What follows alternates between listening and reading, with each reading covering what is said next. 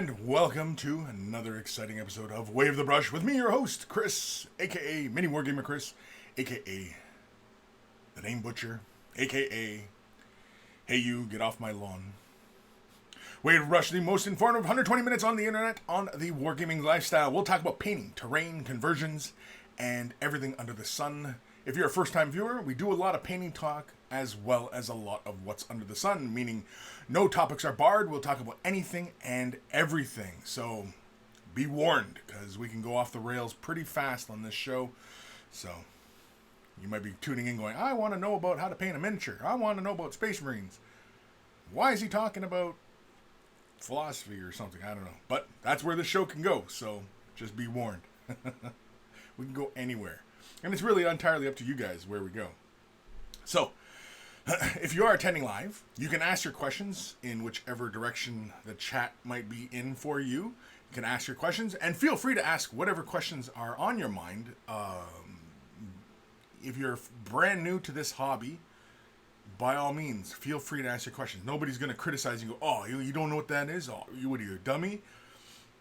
No, this isn't that kind of place. Everybody here, everybody who tunes in on a regular basis are all really great people and are more than willing to help. And you can take their advice as good, solid advice, because a lot of the folks who pay attention to me are very knowledgeable folk. The monkeys are very knowledgeable. It's really fantastic. It's a wonderful community we've created here, and it's really, really nice. So we have fun. The important part is we're having fun.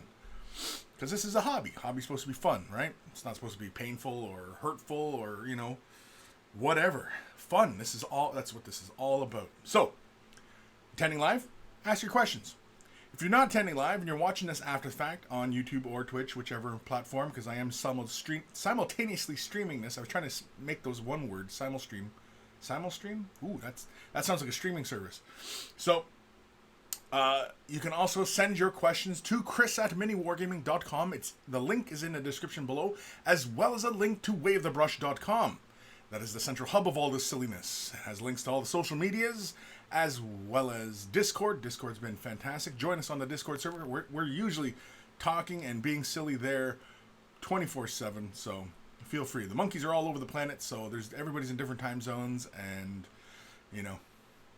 everybody's just all over the place. And yeah, Discord's been fantastic, and I wouldn't have been tuned into it if it wasn't for a young viewer, young monkey named Aqua, for being such a clever little lad, and turning me on to that Discord. And Discord's been great. It's been fun. In fact, I actually purchased Turbo for Discord, because I figured we use Discord so much that why not support those guys that help us stay communicated. And we chat, and the voice chat is great, and it's been fantastic. So I said, you know what, I gotta pay for this service, because it's just too much fun. And so anybody else who has boosted their accounts on Discord, feel free to boost the server, Way the Brush server, because we get extra add-ons that makes it more fun. And again, I'm about having fun. So if you're having fun, I'm having fun. We're all having fun. It's all fun, right? Especially in this day and age. Also on wavethebrush.com is a link for shirts. You want to get yourself a shirt? Look like a connoisseur of all that is good and holy in this world? They're wearing a Way of the Brush t-shirt. It's exactly the same as when you have your normal face and then you put on a pair of glasses and you go, oh, that guy looks smart. The same thing with the shirt. You put on the shirt, bang, you instantly look like somebody who knows what they're talking about. And if you purchase yourself a shirt, send a picture of yourself in your shirt, and I will add it to the Monkey Shrine. Just because, this show is all about you guys, and, it's all about sharing the love. So, it's all about love. Love. Isn't there a song with that? WayofTheBrush.com also has links for Patreon support. A huge thank you to all my patrons who currently support me. Without you guys, a lot of the upkeep, the site itself wouldn't be possible without you guys, because I just wouldn't do it. And because you guys show so much support, I have to give back. I have to give back. I have to. That's the circle of life, Simba. You got to give what you take, right? You give what you take. And so people have been so generous to me. I'm generous with myself. So, That's really it. That's all life is. It's the circle of life. It's just, give what you take, and yeah, there, we're done. We don't have to go any further than that. We're done. We solved it. That's life. So, waythebrush.com, also Patreon support. If you're considering supporting monetarily, thank you.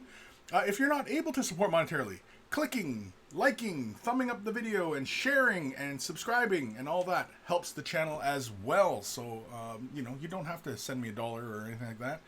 You can just simply click the thumb up like button or follow or subscribe or, all those things. They all help. And, and it encourages me a little too because, at least it lets me know you guys are out there and you're finding some value to this. So, that's important as well. And of course, a big thank you to Carl, aka Guymere Alfer, aka Beer and Blood Bowl. That's his YouTube channel. Check him out if you love yourself some beer and you love yourself some Blood Bowl. Beer and Blood Bowl is where it's at. Good times over there as well. It's about good times, right? So, we always say thank you to Carl for taking the time out of his busy day to create the email jingles that play before the email segment of the show. And so, or segments. Depends on how late we get with the emails. But anyway. And I've got a few. And I've got a juicy one. I've got Knitfink teased it last episode. And so she sent me the pictures.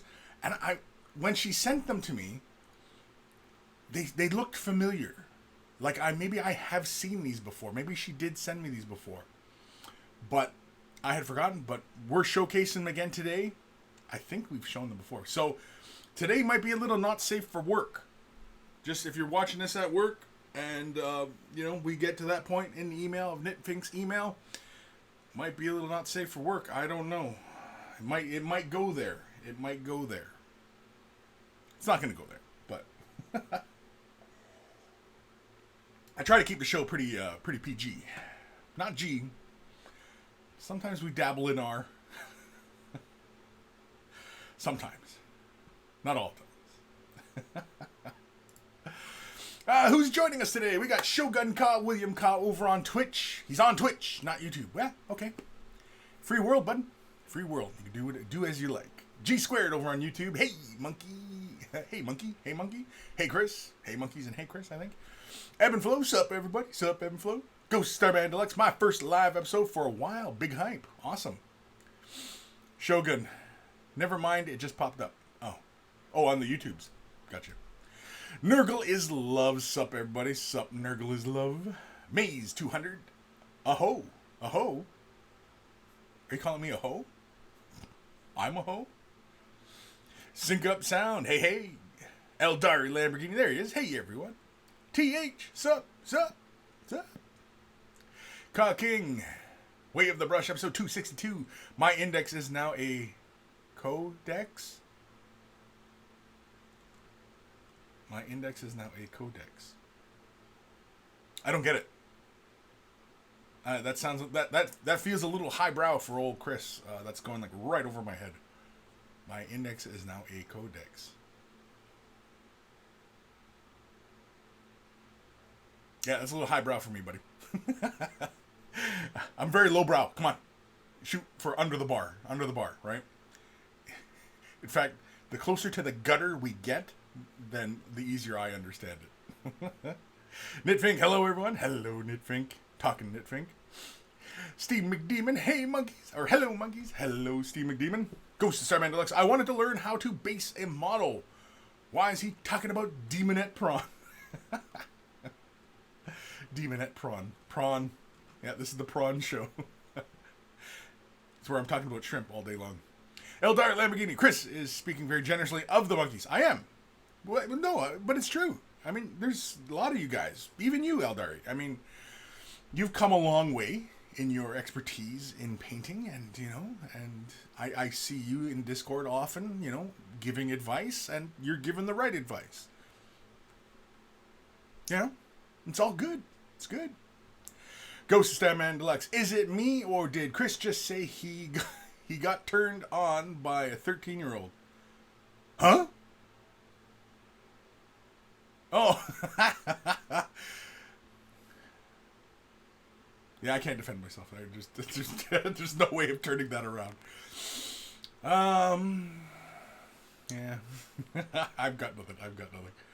Because anything I say in defense of or whatever, it just makes it. It's just gonna sound worse. So I'm gonna leave what I had said stand. Fear School, love the show. Keep it up. Thank you, Fear School. GeoFits. Hey yo, Kris. I have 15 Ultramarines on my desk now. Cool. Currently, I only have 3. What are the eels called for Deepkin? I got the 3 eels still.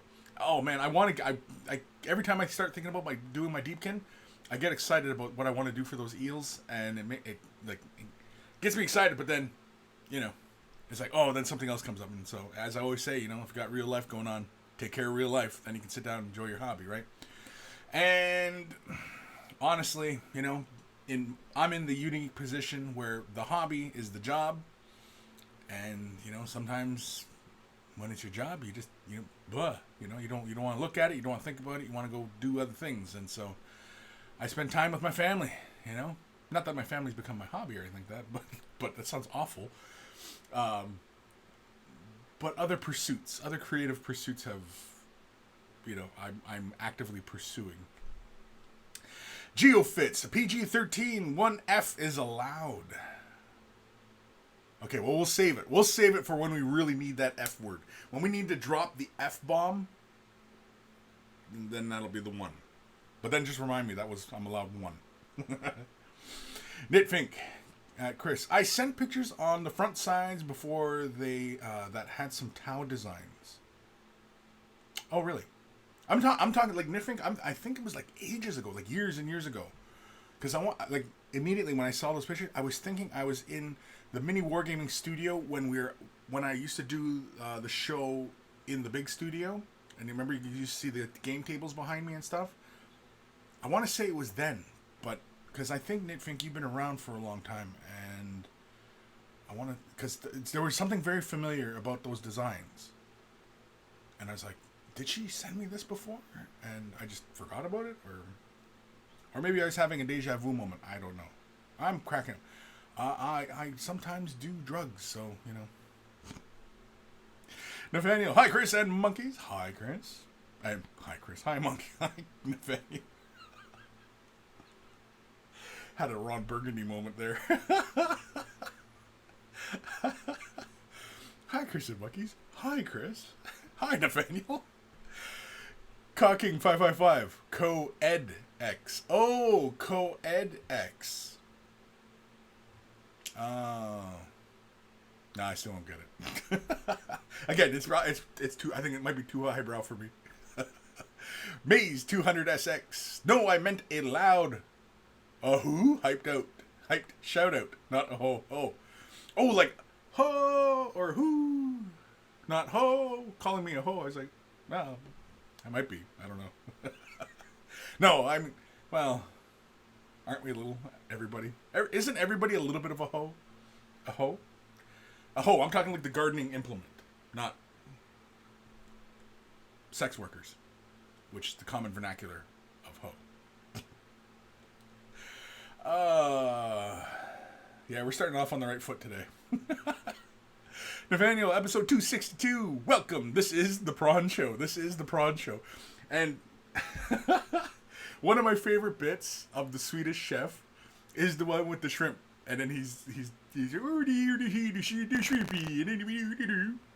and so start the show with little shrimp, have like a little puppet shrimp. And they were doing about the prune. What would a Swedish Chef self-help sex show sound like? Like those sex education type shows, but it's the Swedish Chef talking about, masturbation or something, right? I don't even know. That goes into some really weird places. Nathaniel, Kris, you need a shovel, jackhammer, and an excavator for that hole you're digging yourself into. Yeah, I know. All day long, buddy. All day long. Peep Eater. Bah, stupid errands. I'm late to the show. That's all right. It's okay. You're here. Ghost Starman Deluxe. It's okay, Kris. We won't snitch. Yeah, because snitches get stitches. Just remember. Snitches get stitches. Demi Beard. I don't think I've read that name before. Oh, over on Twitch.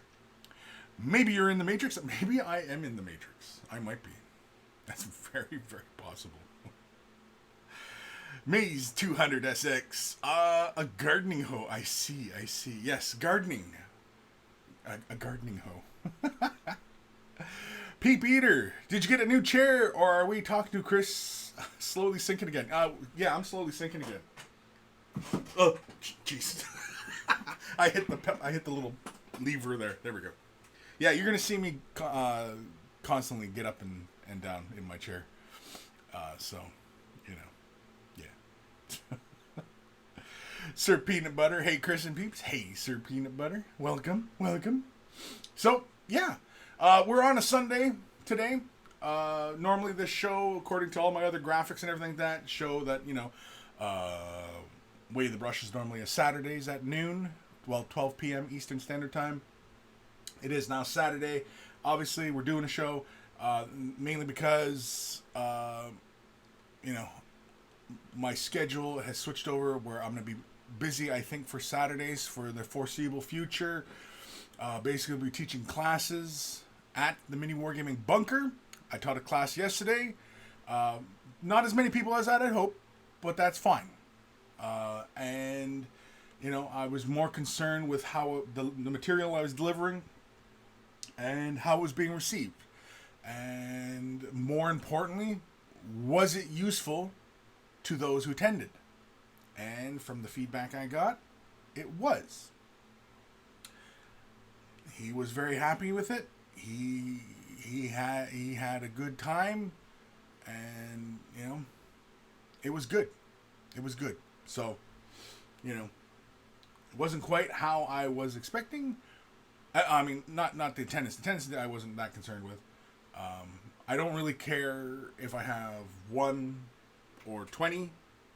Doesn't really matter. I treat it all the same because I'm delivering the information, because I'm trying to build stronger painters, you know, right from the start.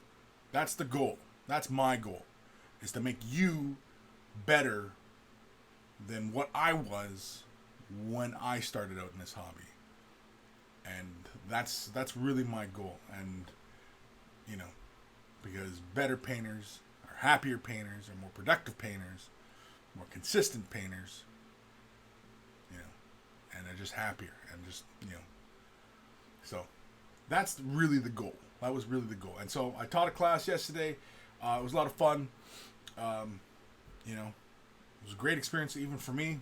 I mean, like, I've done class before, but this one was more structured. You know, like if you've ever attended the Adepticon Way the Brush, it's more like this, where it's really informal. If you have a question, I can answer it, demonstrate it right then and there. I'm pretty confident in my ability to answer pretty much any question you have about painting. And in fact, that's what Way of the Brush is all about, right? It's all about helping you guys and answering your questions. And that was what the live class was about, right? It was more like that. Whereas the class I taught yesterday was very structured. It was all about the base coat, the importance of the base coat. Basically building on those fundamentals. And, you know, that was it. And, you know, I think it was successful in that regards. At least that's what I was told. So that's good. Ate up, and you know, and then of course it was followed up by a demonstration, and then I wanted to have actual, you know, painting and back and forth in that regard, so that you would paint a model, and then, you know what I mean, and you can get feedback immediately on what you're doing, what you feel might be right or wrong, or you know what I mean, and all these kind of things, right? And actually, we didn't get to that part because all the other stuff, it was a kind of free flow. I had a structure to it, but it was a free flow to it, and so I think I would rather have kind of that kind of format where as we go, it all kind of gets the knowledge into the brain. I don't know. Next weekend, we'll be mastering the highlight. So if you're in the area and want to up your highlighting, understand the fundamentals of highlighting, and, you know, how to do it if you don't know how, you know? So, yeah. Man, I must have been talking for a bit here. A bunch of comments went by. Cock King, so what is everyone working on? What is everyone working on? Hopefully everybody's working on something. Mikey Egan, I'm sure if you search for like 5 minutes on Reddit, you can find a sex ed with Swedish Chef. Well, I'm sure you could on Reddit. Ebb and Flow, Kris, snitches get stitches and end up in ditches. Ooh, that got dark. That got dark. Peep Eater, get up, get up, and get down. Maze 200, I'm working on my 3 bases Imperial Guard mortar team. Best 33 points ever made. Yeah, I'd imagine. Nathaniel, episode 262. Let's talk about sex with your host, the Swedish Chef. Bork, bork, bork, bork. Bork. Are Swedish people offended by the Swedish Chef? Like, kind of making fun of the language? Or do they just, screw it, who cares? Are they really laid back about it? Or is it like, no, screw the Swedish Chef, screw Americans and their stereotyping of Swedish people? I don't know. Are they? You never hear anything. At least I'd never heard anything. I don't know. Cocking! Especially in this day and age, how everybody's really, sensitive about stuff, right?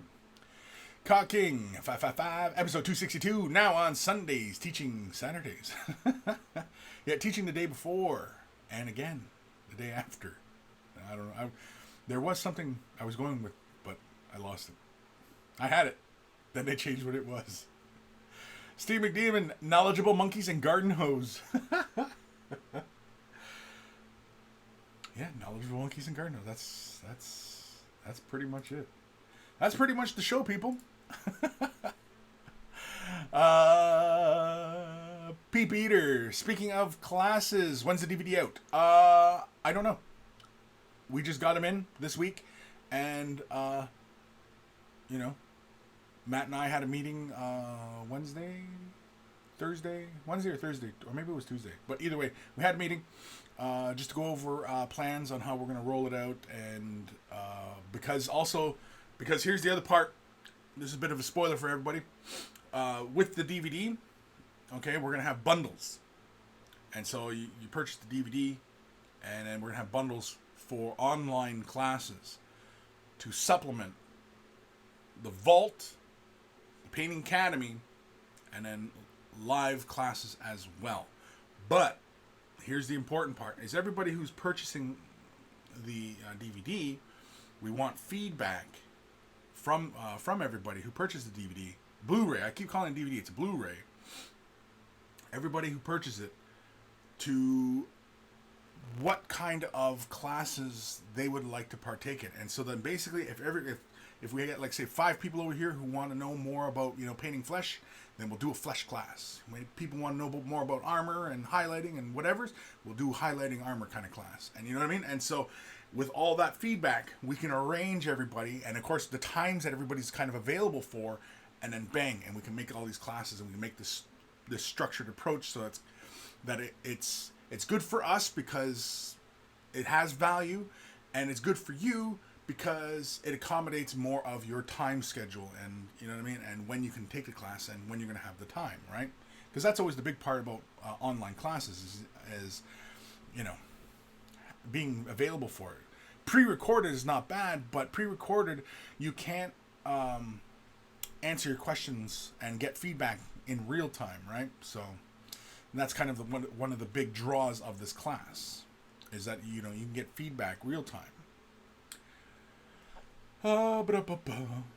GeoFits, are you giving you time off during the week since you're doing the Saturday classes? Am I giving time? Yeah, I don't work. Like today is my Saturday. So yesterday was my Friday. Today's my Saturday. I'm off tomorrow, and then I go back to work Tuesday, right? So yeah, I get time off. Don't worry. I did this to myself. I did this to myself. I made my schedule, and because Saturday classes, it seemed the most logical. And we don't work Sundays. Sundays, mini wargaming. Nobody's paid on Sundays, so nobody works Sundays. We have no business operations on a Sunday, so I can't teach classes on Sundays because it'd be kind of nice to be able to do like Saturday, Sundays be open because most people are free Saturday, Sundays, especially like students and stuff like that, right? So it'd be nice, but you know,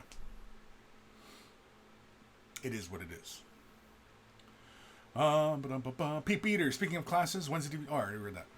Eldari, I'd love to come up and catch a class. Well, this month and next month are pretty much similar schedules. So, like the first class was mastering the base coat. Next class is mastering the highlight. Next one will be on weathering. Next one will be on airbrushing. And then it'll be base coating again, highlights, weathering. I don't know if I'll do another airbrush one, but again, it all depends. So I'm booked right till the end of September. Basically doing a class every week. As well as once we roll out the Blu-ray, the Painting Academy Blu-ray, there'll be more classes being taught as well because there'll be online classes. And I think the online class definitely will have a lot of draw because most of our base is online. And we're just slowly right now starting to build up our community back up again locally, you know, in the Niagara area, right? So it's not overnight, of course, right? It'd be nice, but, you know, whatever. Matthew Adami. Holy man, there's a name I have not read in a bit. Unlike Adepticon, where we learned the dangers of dry tip. Hey man, dry tip is serious business. You don't want to go in there with a dry tip. Just saying. And that works in most aspects of life. Dr. Santos, hello, Dr. Santos. Nurgle is love. Cleaning up my nurglings for painting. Surprise. Cool. Steve McDemon, working on my Primaris Imperial Fist, decanting my Citadel paints into dropper bottles. Interesting. Pete Peter, working on my Escalation League Alpha Legion, who got their asses kicked by yesterday. Nurgle is love. Decanting. So much. Yeah, I don't know where we're going with any of that. Fabrizio Bertolisi. Sorry, name butcher. I'm working on my new Night Haunt, trying some really grim dark color schemes. Interesting. Send pics. Mikey Egan. Their IKEA instructions are passive aggressive response to it. G Squared, episode 262. Hose and the Swedish Chef. Enforcer, sup y'all, Kris? Sup y'all? Sup, Kris? Sup. Lewis, strip and paint of some horribly painted Necron warriors. Got them for free, though. Wah-hey. Lewis, Menthanol has worked a dream. Jeez. George Hintz over on Twitch just got here. You just got here? Or I just got here? Did I just get here? Was I here? P. Peter, I want lessons on how to paint hard to access areas. Frankly, grumble, stupid bolters across Minnie's chest. Okay, well, I mean, the one easy thing is, well, it's not easy, but the one solution is when you're assembling the model, leave that part off so you can paint it all. Paint the other side of the bolt gun, clear the contact points, glue it into place, right? Work in sub-assemblies. That's one solution. Mine used to be that I just glue them into place and just carefully painted in behind it as best I could. Usually it was a base coat, maybe some shade, maybe a highlight as close in as I could, but otherwise, screw it. Especially if it's tabletop, don't have to worry about it, really. It's not a big issue. Enforcer, Tuesdays my Saturdays, so where Wednesdays and Thursdays are my Sundays. Both days are your Sundays? James, that doesn't make any sense. That makes no sense. Both Wednesdays and Thursdays are your Sundays. WTF. Eldari Lamborghini, I think I could maybe make a September visit work for weathering. Cool. Yeah. Dr. Santos, what are people working on recently? I'm doing some bases on some alien creatures. Ooh. Pete Beater, I just combined mastering base coat with airbrush basics. I hate trying to base coat with a brush. Yeah. I mean, you know, especially when you got a whack ton of models to do. Yeah, use an airbrush. Nothing wrong with that. Don't buy into when people are talking about, you know, airbrushing being a cheat or a shortcut or, you know, anything like that. Any kind of negative. Airbrush is a tool. That's all it is. It's a means to an end, and that is it. If it helps you get to your end goal and you're happier with your results, by all means, do it. Right?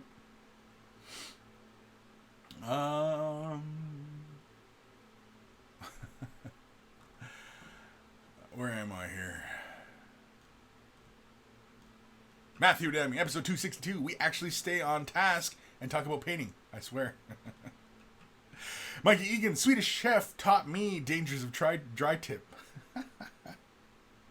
I almost said tri-tip or tri-dip. So what's tri-dip? It's when you're trying to sell the idea of just the tip.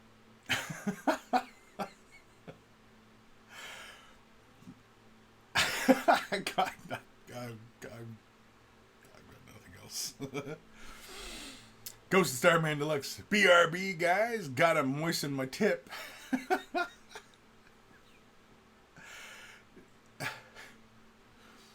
Oh, man. I could make all sorts of jokes, but I'm trying to keep it. Trying to keep it PG. Nathaniel, episode 262. You don't want to go there with a dry tip. That's what she said.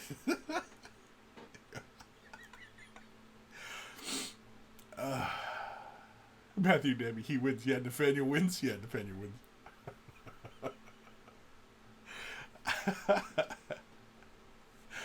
Oh, man. I kind of figured this show today would be not safe for work. So if you are listening at work, I do apologize. Normally this show is not this blue. Well, yeah, it is, I guess. Pete Beater, episode 262, stripping and dry tipping. Lewis, check your tip, bro. Bro. Your tip, bro. Is that how we're going to start greeting people in the welcome area on Discord? Bro. You're beat it, bro. Welcome, bro. Yo, bro. Nurgle is love. Primate Black. Treat it as a shadow. Huh? Matthew Demi, that's better. But episode 262, How to Prevent Dry Tip by the Swedish Chef. George, over on Twitch. Where is the Blu-ray being sold? The Blu-ray will most likely be sold on the Mini Wargaming site. We are going to be redoing like a merch section on the site. We're basically going to have a store again. So we're going to be having merch available, dice, shirts, stuff like that, all sorts of stuff. And the painting DVD or Blu-ray, keep calling it DVD. It's a Blu-ray. It's blue. It's a Blu-ray. And I'm excited for this Blu-ray. I worked pretty hard on it and long and hard. And the way it's laid out, because everybody who's a Vault member has pretty much already gotten 99% of the content that's on this Blu-ray. But the way the Blu-ray is laid out, the way the menu system works, the way the information is to be absorbed, was the way we envisioned on how it would be. So it's like the first module is the introduction stuff, and then from there you can bust into the other modules and pick and choose which video and topic you want to go through. So if you're interested in armor and you're only interested in dry brushing armor, bang bang boom, you're into the video. And so that's what I'm really excited about. And it would be really nice if we could integrate the Blu-ray into the site so that it is basically, that's how you navigate through. It'd be nice if that's the way the Vault worked, is that you could navigate your way through. So if I'm like, I'm interested in painting, I'm interested in dry brushing, and I'm interested in Space Marines, and then bang, every video about dry brushing Space Marines pops up. You know what I mean? That kind of thing. It'd be nice if that's how it worked. Nice little clicky button type of thing, right? You know, that'd be nice. But yeah, so when is it going to be sold? I can't say. Not that I can't say, it's because I can't say because I don't know, right? So, at least I don't think we talked about that. Did we talk about that? No, I don't think we talked about it. So that's in Matt's hands, and you know, because he basically wanted to lay out like the packages and everything like that, and so he just wanted to know, you know, class sizes and you know things of that. So for the online classes, so with the release of this Blu-ray, there'll be online class portions, and so you can buy segments and stuff like that, and so yeah, it's gonna be fun. Mad Hoser, there he is. Get some hair, you unhippie. Getting into Kill Team. First 40k in near 2 years. Hello all. Awesome. Peep Eater, normally I do paint sub-assemblies, but the new Chaos Space Marines have a pain to do with that. Yeah, that's the way GW makes the models now, where like the gun and like his chin and his elbow and his kneecap are all one part, right? Yeah. Yeah, that's a tough one. That's a tough one. You kind of just have to assemble it and then just kind of carefully get in behind areas. Or, like I said, leave it separate, paint those areas, glue it on, right? I don't know where the hell I am now. Nurgle is love. Oh, I did just finish one Chaos Cockpit for Knights. Wargame exclusive model. Cool. Matthew Damming, episode 262. How to prevent dry tip with the Swedish chef. You keep posting that. You're pitching it. You're really married to that idea that no, this is a great idea. Kris, I'm telling you, this is gold. It's gold, man. It's gold. That's gold. That's the title of the show. It's gold. I'm liking it. But, you know, I'm not feeling big chuckles. I kind of need big chuckles.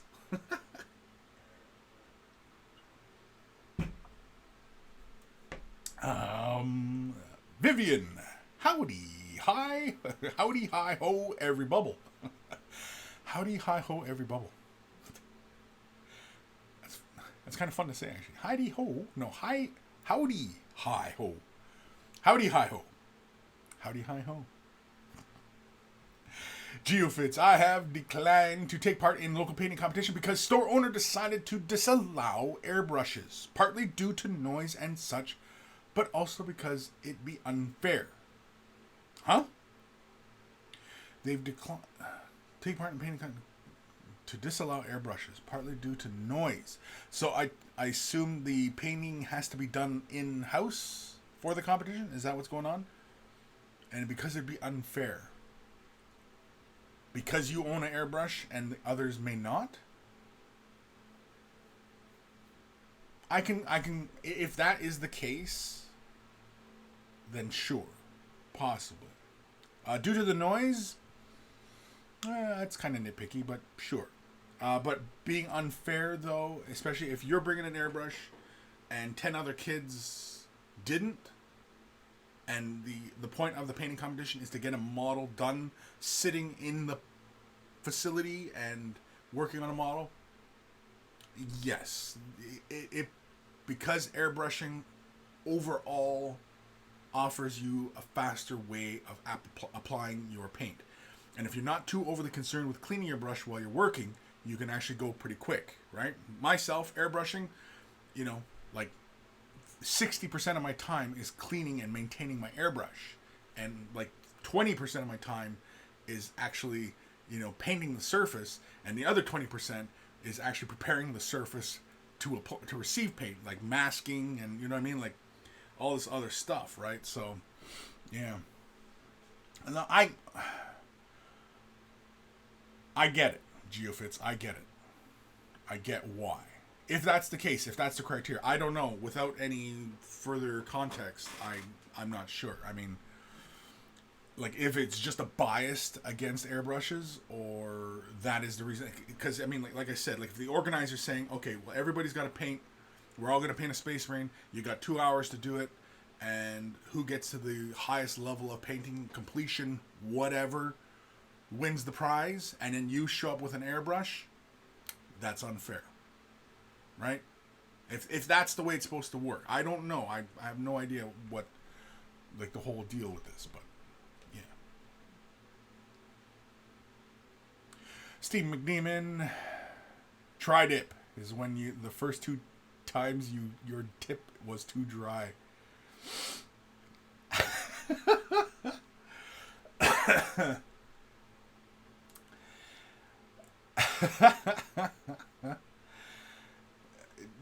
Yeah.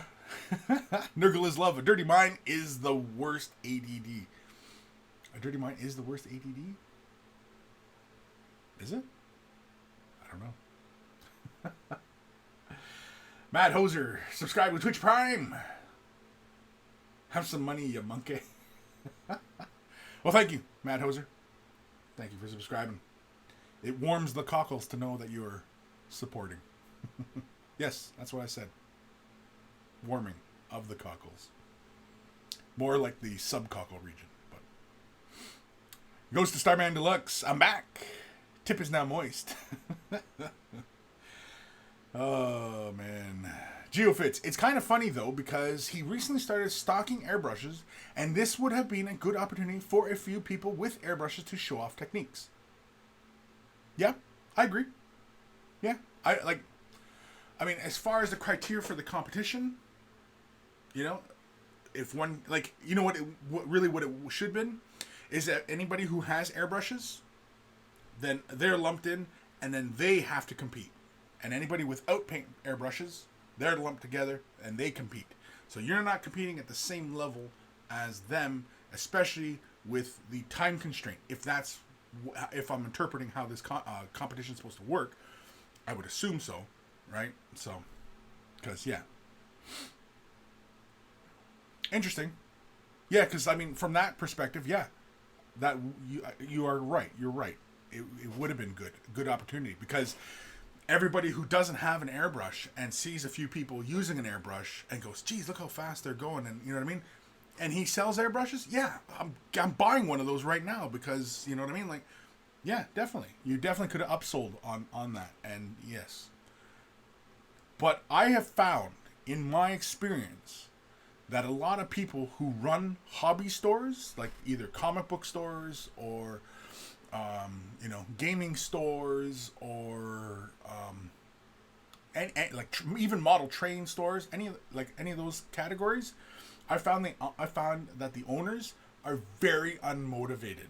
They're very unmotivated people, and they're often very lax in their business practices and knowledge and expertise, and just oftentimes do not seem to be interested in making a dollar. Which is kind of the point of owning a business, right? You want to make a dollar, right? So it just seems kind of weird that's the mindset of hobby store owners, like comic stores, model train, wargaming, right? I mean, the business acumen, just, like, did these people go to the business school? Did they take class, at least an introduction class on how to make a dollar, like, right? I wonder. I can't say that about all of them, most, because honestly, like, watching Dan, Max Aggression Dan, getting to know him and getting an idea for his mindset, he's actually a pretty motivated guy, and it shows, because he's turned his little operation from a little rink-a-dink operation into 2 stores, 3 locations, really. And he's a busy dude, and that's impressive, considering. So my hat's off to Dan, Max Aggression Dan, because he is a motivated guy. He's motivated. I mean, he's is he the greatest businessman since Donald Trump? I don't think so, but And if Dan's watching this, I'm totally not ripping on you, dude. But please keep bringing me stuff. Matthew Dammy, it's like when we brought up Fistful of Semen. Yeah, exactly. Now, it's not semen, it's seamen. It's a boat game. Sailors. It's a sailors game. Sailors. It's boats. It's sailors. What do we call sailors? Seamen, right? Aaron Seach, dry tip. Jesus Christ, I'm really trying to fight my comments on this one. I know, we can go all sorts of places with dry tip. Even just that sentence alone was unintentional. Yeah, this show really lacks maturity. I have a mature rating, I think, and I should probably just turn that off because this show, there's no maturity in it. We are absolutely not mature, so I don't, yeah. Lewis, there was a bro chain in one of the Discord text channels. Yeah, because it was the welcome. We were welcoming and we're talking bro. So we're bro. Mikey Egan, will you have Prodix to help prevent dry tip? Yeah. Badger sells a product that prevents dry tip. Well, helps mitigate dry tip, I should say. It doesn't prevent it. It mitigates it and, makes it less... it doesn't build up quite as fast. If we're seriously talking about dry tip. And that's just simply... here it comes. Lube. Using lube on your needle. It helps with dry tip. It doesn't prevent it, but it helps slow the buildup of it. And so, yeah. Lube your needle. Use lube to prevent dry tip. Yeah, I said it. Peep Eater, episode 262. Kris worked it hard with a moist tip. Dr. Santos, episode 262. Working on it. Long and hard. Yeah, we're pretty much just using any sentence I say and just turning it against me. Is that what we're doing today, people? Is that what we're doing?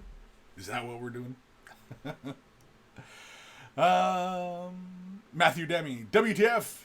What happened to the game Mini Wargaming Made Dark? What? WTF happened to the game Mini Wargaming Made Dark? Oh, Dark Potential, was it? Dark Potential? Yeah, that one was dropped a long time ago. Matt talked about it a lot. You'll have to go back into the archives of Mini Wargaming videos to hear his explanation as to why.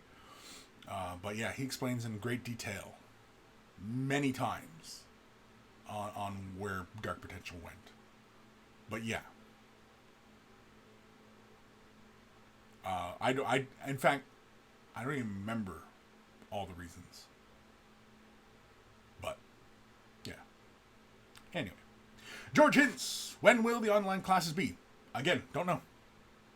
It's when we're rolling this all out, when we roll this whole thing out, which will be soon. In the coming weeks. I'm going to assume the coming weeks.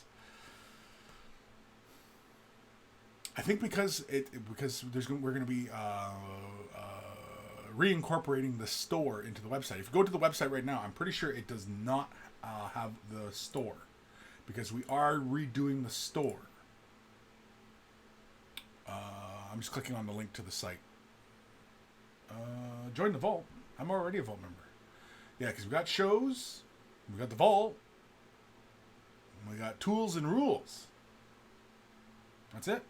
Yeah. Links for social media. Yeah, so no links for store to buy anything. Because that's the other one is that we for the physical classes at the bunker, you can only pretty much find the links for that in Facebook, right? And if you go to Eventbrite and everything like that. And so, yeah. So anyway, yeah, there's no links for stores in there. So when the George, when the classes will be, I can't say. But soon. I'm thinking soon. I might have to skip some of these comments here because I'm like way behind.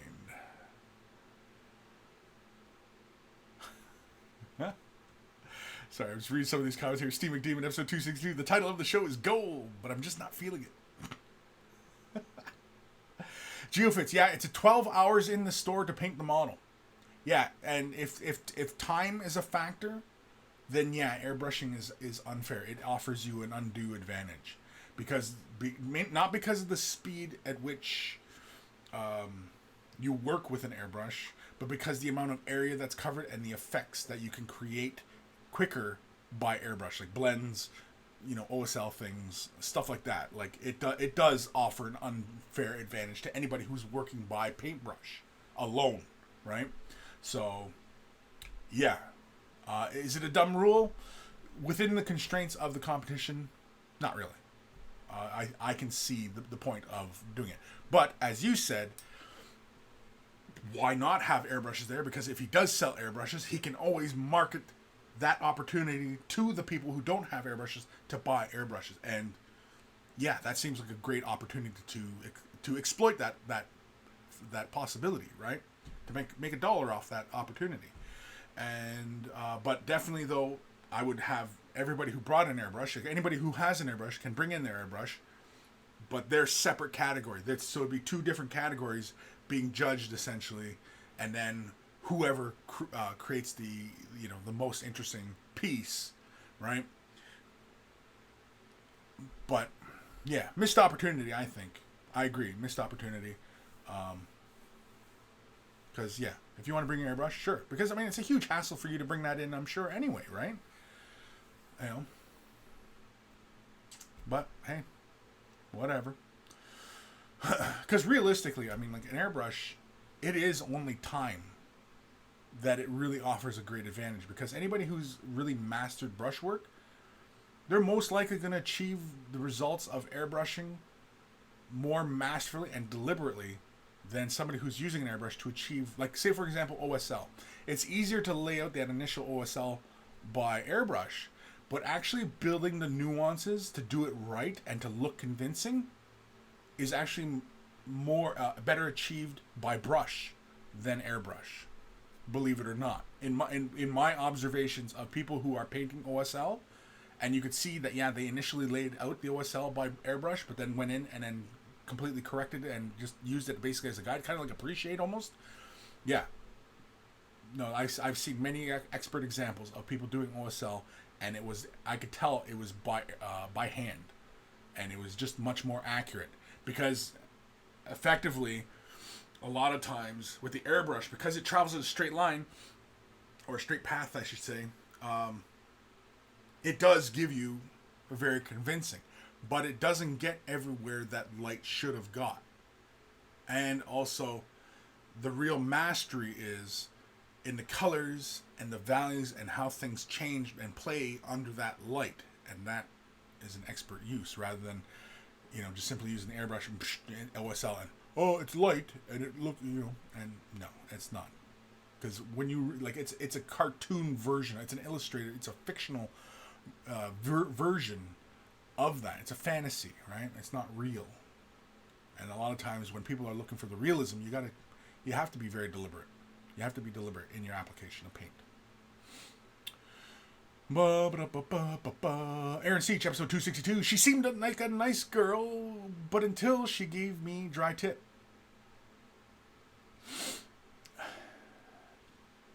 Terracotta 9. If my primer and base coat are the same color, do I even need a base coat?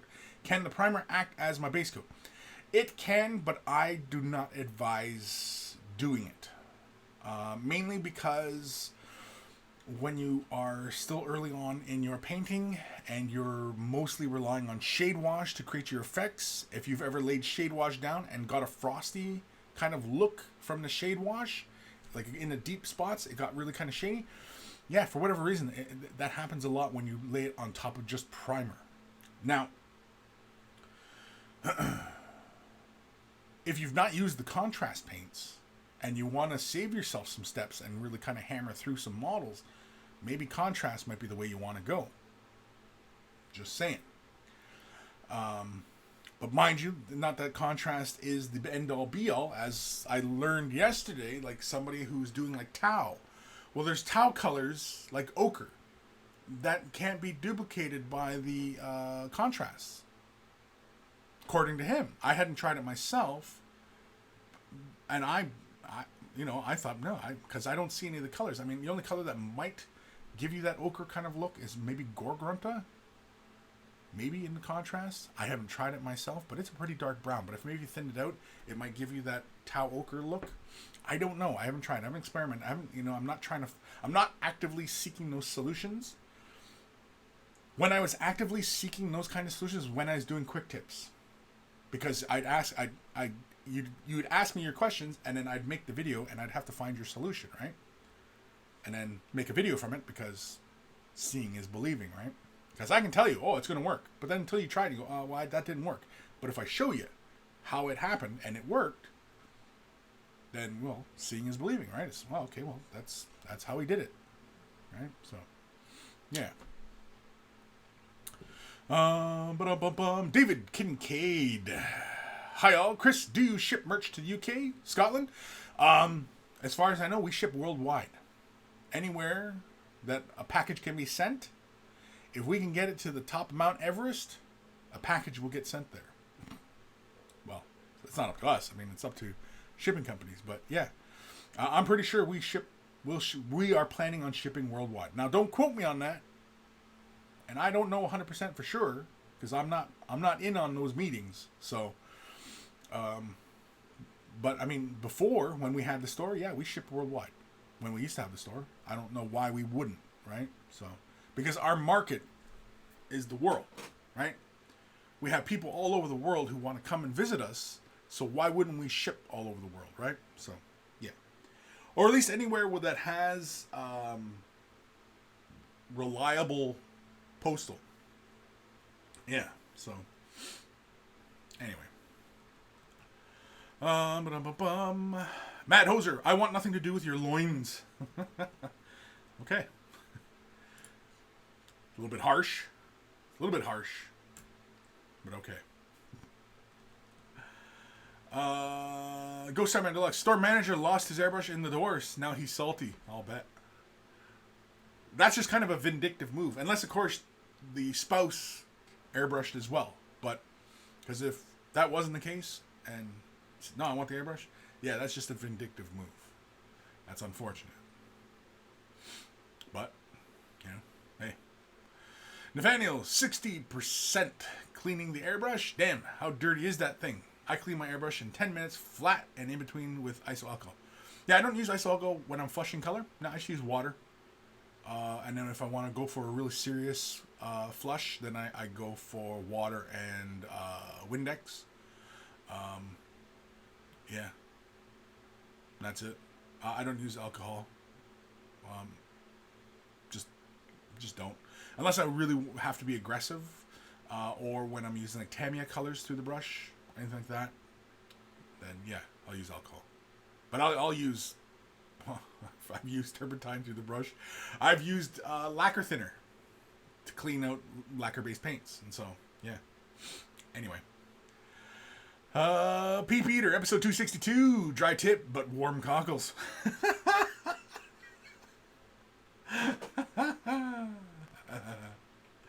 That's actually kind of fun. Dry tip, but warm cockles. Because there's something almost endearing about that. Isn't there? Isn't there?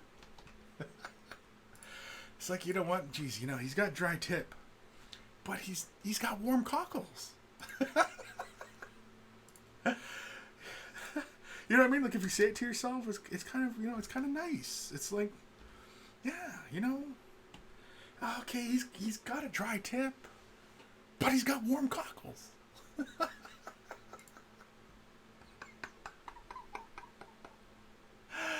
Oh, shit. Maze 200. Kris describing our local GW store in one sentence. Yeah. Johnny's Chop Shop. There he is. Sorry I'm late. Couldn't find my tinfoil hat. The Kinjin. Morning, Kris. Going to Queen concert tonight. Oh, damn. I'm jelly. Queen, man. Damn.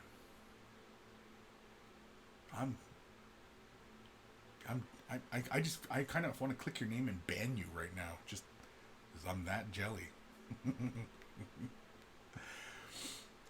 George Hintz, sea person now. Oh, not seaman? Sea person? Is that seriously what it's called? Or are you just making a joke? Because if you're just making a joke, then haha. Are you serious, though? Alright.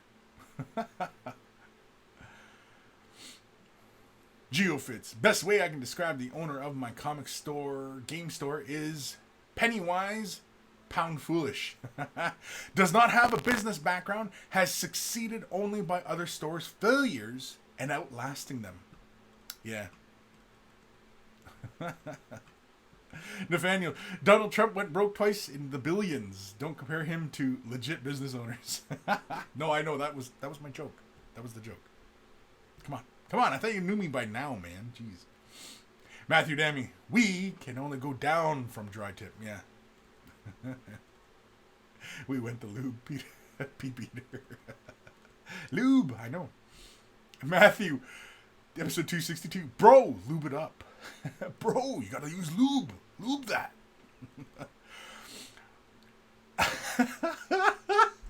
Bubble Boy. Or Bobble Boy? Bobble Boy? Oh, speaking of bobbles, I'll give you guys a sneak peek of something. But, that sounded wrong again. But anyway, Bobble Boy, I gotta read this comment. I gotta be honest. I just joined and all I heard was semen, dry tip, and lube. Oh, jeez. Nathaniel, use lube to prevent dry tip. Again, what she said. I know. That one's kind of like on the head, though. Disco Duke, hi Kris. I like these Sunday shows. I struggle to see Saturday ones as I go watch the footballs. Hi to all the monkeys also. Yeah, Nathaniel, it's a not safe for work Sunday today. Yeah, it's not safe for work Sunday. Definitely. Geofits, I appreciate that Matt and Dave are willing to try new things with mini wargaming, and when something doesn't work, cut their losses and move on to the next idea. Yes, definitely, right? There is a willingness to adapt, right? What mini wargaming was at the beginning is not what mini wargaming is today. It has changed and evolved and changed. So, yes, definitely, right? Whereas you see a lot of businesses, they're not willing to change. And what happens? They fail, they die, right? They go under. So, I think really a lot of success is everybody coming together with mini wargaming. Mini wargaming, it wasn't like there was a business plan put forward that was going to be mini wargaming, other than what initially started mini wargaming. But where it has gone has completely changed from where it was. You could not have anticipated the beginning to where it is today. That could not have been anticipated. The level of success that mini wargaming has seen could not have been anticipated. Mini wargaming success is lightning in a bottle. People want to duplicate what mini wargaming has done, and in today's environment, it just is not. The odds are not very good. I'm not going to say it's impossible. I'm not going to say it won't happen. It can't happen. Definitely saying that something like that would be wrong. But it's going to be difficult to duplicate the success. It's pretty easy to duplicate what mini wargaming does, but the level of success that it has seen, that's hard to duplicate. So, it's interesting. It's very interesting. Matt Hoser, that sounds like pay-to-win airbrush style. Pay-to-win? No, because like I said, you have them separate categories. You have them separate. Because because the main criteria of this competition was time constraint. Airbrushing will allow a person to work a little bit quicker, especially if they're going for more effects and covering more coverage. An airbrush can cover a lot of area quickly, evenly, in a short amount of time versus a regular paintbrush. Regular paintbrush, you got to thin it down, apply, wait for it to dry, apply another layer, especially if you want a nice smooth coverage, right? There's no denying an airbrush can give you that hands down, right? So that is, if time is a constraint and a factor, that is an advantage, in that regards. And that's why people get into airbrushing, because that time factor, right? So, you know. Lewis, imagining Kris on TV in the future. Hi, I'm Kris Bello from Bello Solutions. Do you suffer from dry tip? Then Crispy Tip Lube is the right solution for you. Crispy? I don't know if you want to have crispy lube in the same sentence. Crispy lube. Yeah, I don't know. I you don't want lube to have that imagery. Crispy lube? Do you want crispy lube? I don't want crispy lube. It's like sand in the Vaseline.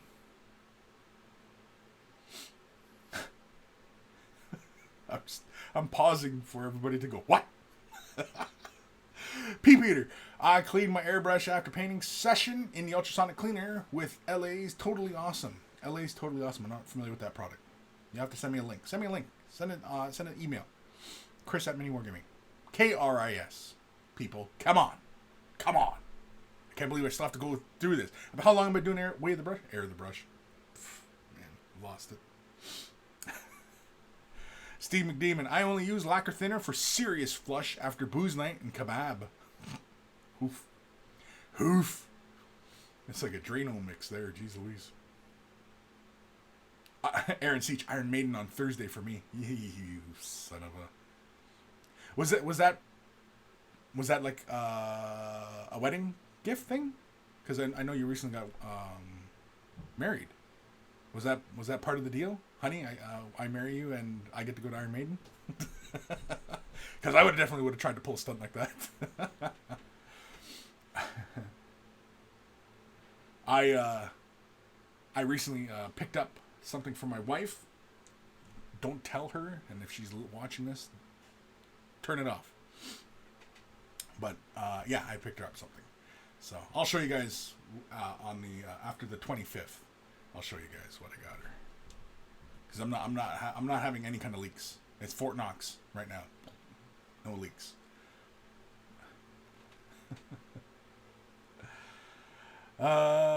G squared at Kris. You do know we're past 1 hour into the show, right?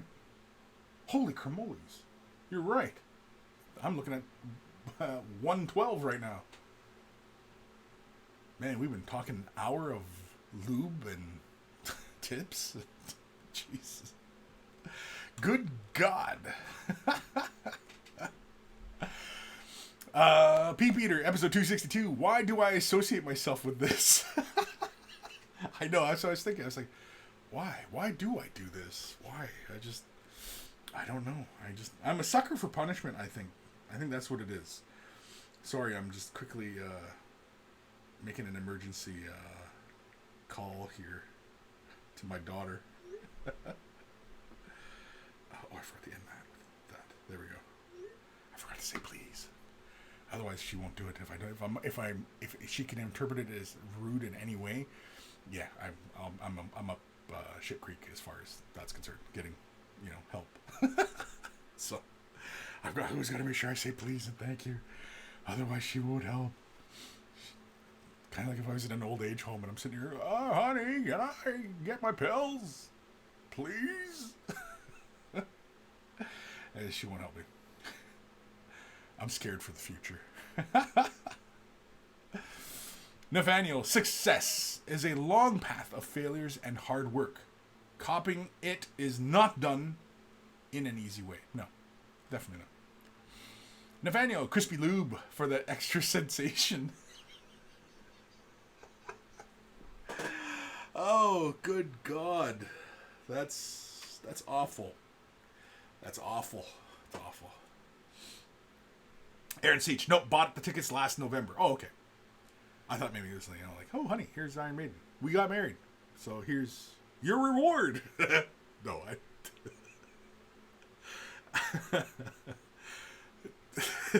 don't nobody listen to me when I'm talking about marriage. Because I don't know the first thing about it. Raziel, hey, Sunday Fun Day show. How's everyone? Everyone's pretty good, I hope. Yeah, Sundays. So we're gonna be Sundays for a while in the foreseeable future. Just because I'll be teaching classes on Saturdays at the Mini Wargaming Bunker, so that's why Sundays are going to be our day for Way the Brush. Which I think is okay. I don't know. It seems, like everybody seems to be happy with this. I'm not seeing an increase or decrease in viewership. So Sundays seems to be okay with everybody, right? So, good. Twitchy Cranos, hey guys, I'm late, but I have a good excuse. Was at a charity airsoft event raising a ton of cash. Cool. Please, thank you. Thank you. Oh, can you just give it a quick rinse? Because I got a little bit of grounds in there. Thank you. Aye. Aye.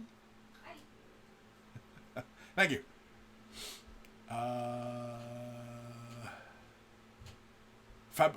Man, I'm terrible with names. Fabrico?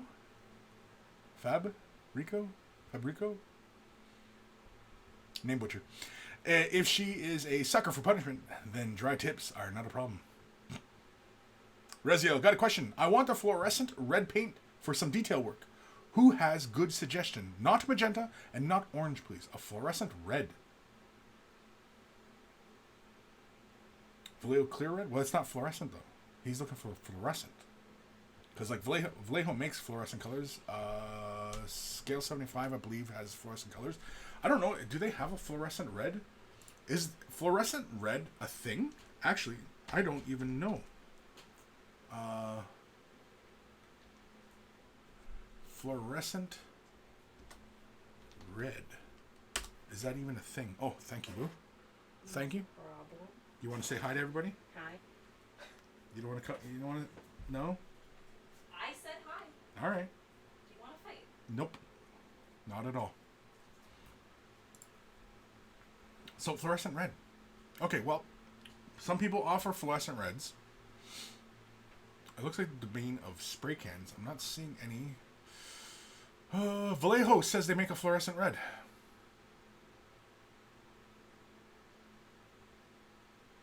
It's a red.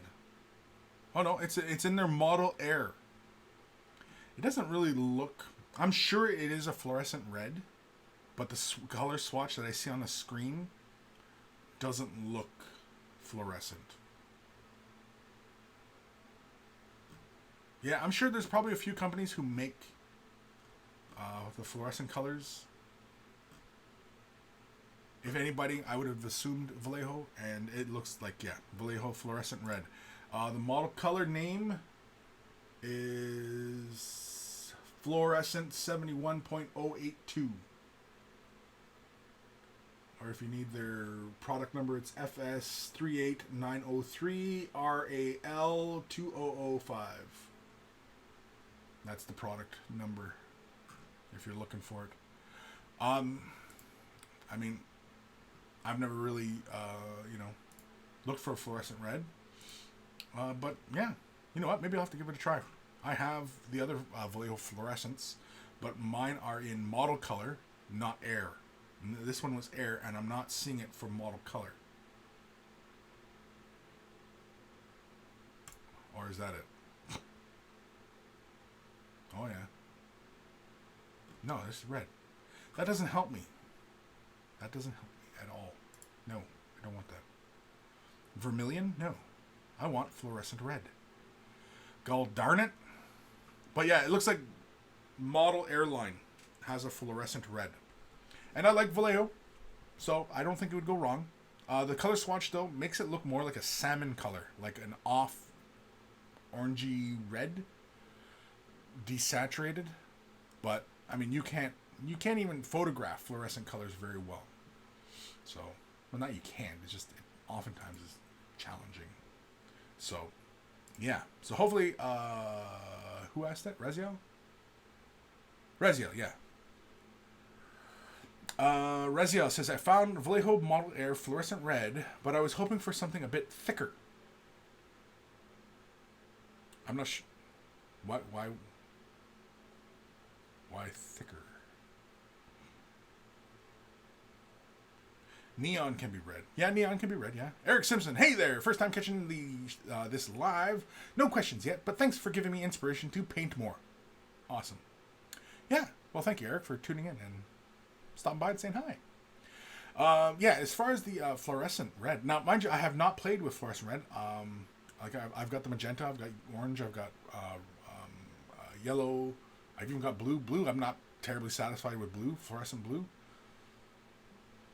I don't know, it just looks blue. It doesn't look fluorescent. Like fluorescent orange looks orange. Fluorescent yellow looks fluorescent yellow. It actually looks kind of almost green sometimes, but and magenta, fluorescent magenta is really fantastic. I love fluorescent magenta. So yeah.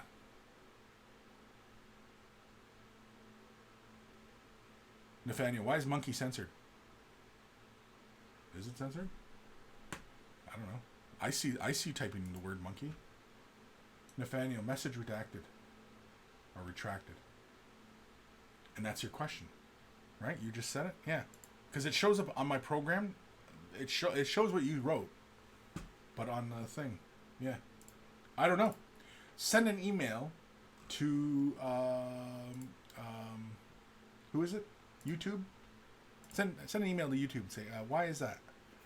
Because like my channel, like I have an option to like ban words so that they don't show up and people try to use them or whatever. That list is empty, so it's not me doing it. It's YouTube, and asking me why YouTube is doing something. Come on, let's be real. Let's think about it for a second. Why are you asking me what's going on with YouTube? I have no idea what's going on with YouTube. Rezio, I'm planning to test it on eye lenses. Why would you want it thick for lenses if you're painting lenses? I'm not sure why you'd want it thick. Because the thicker it is, the harder you're not gonna have much control. I mean, if you absolutely have to make it thicker, take Vallejo and find yourself some heavy body medium and mix it. The medium is clear. It finishes clear, so it's not going to affect the color at all. It's just going to make it thicker.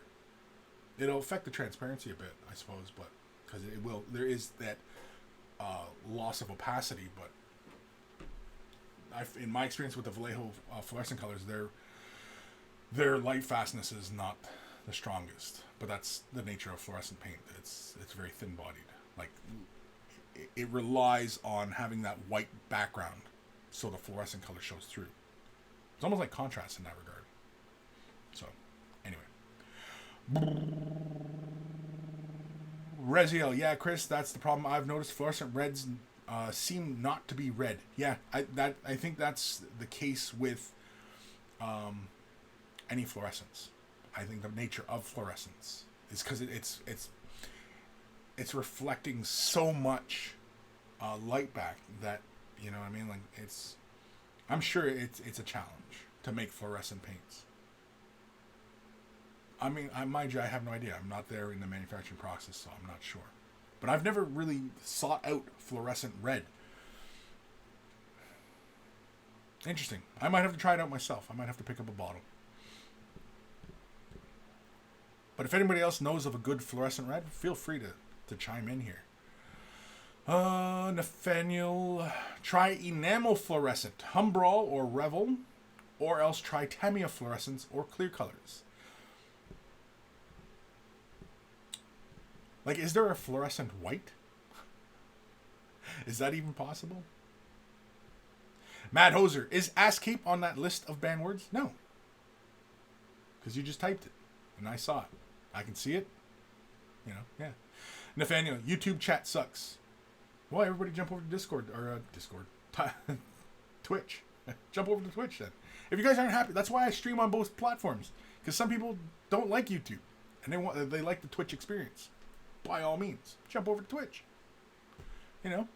I see it. I see Twitch and YouTube simultaneously. Although last episode I was having a bit of a problem, but yeah.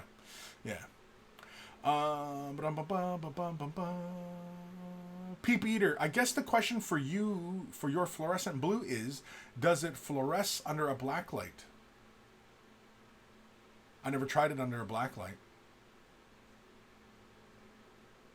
I imagine it probably did. It's just when I was looking at it, because like I was at the time I was playing around with Star Wars ships, the Star Wars X-wing stuff, and I was doing engine glows and stuff like that, and I was using the fluorescent blue, and I was laying it on top of the white, and it just didn't have that same vibe that when you look at fluorescent orange, you go, geez Louise, that's fluorescent orange, or fluorescent yellow, or fluorescent magenta. You look at those and go, those are fluorescent. But the blue, it didn't. And even the green, even though the green's pretty good for fluorescing as well. But the blue, I was just kind of, it's blue. It looks blue. It doesn't look. And I think that's the wavelength of blue, of the nature of blue. I think it's just because, of where it is on the spectrum.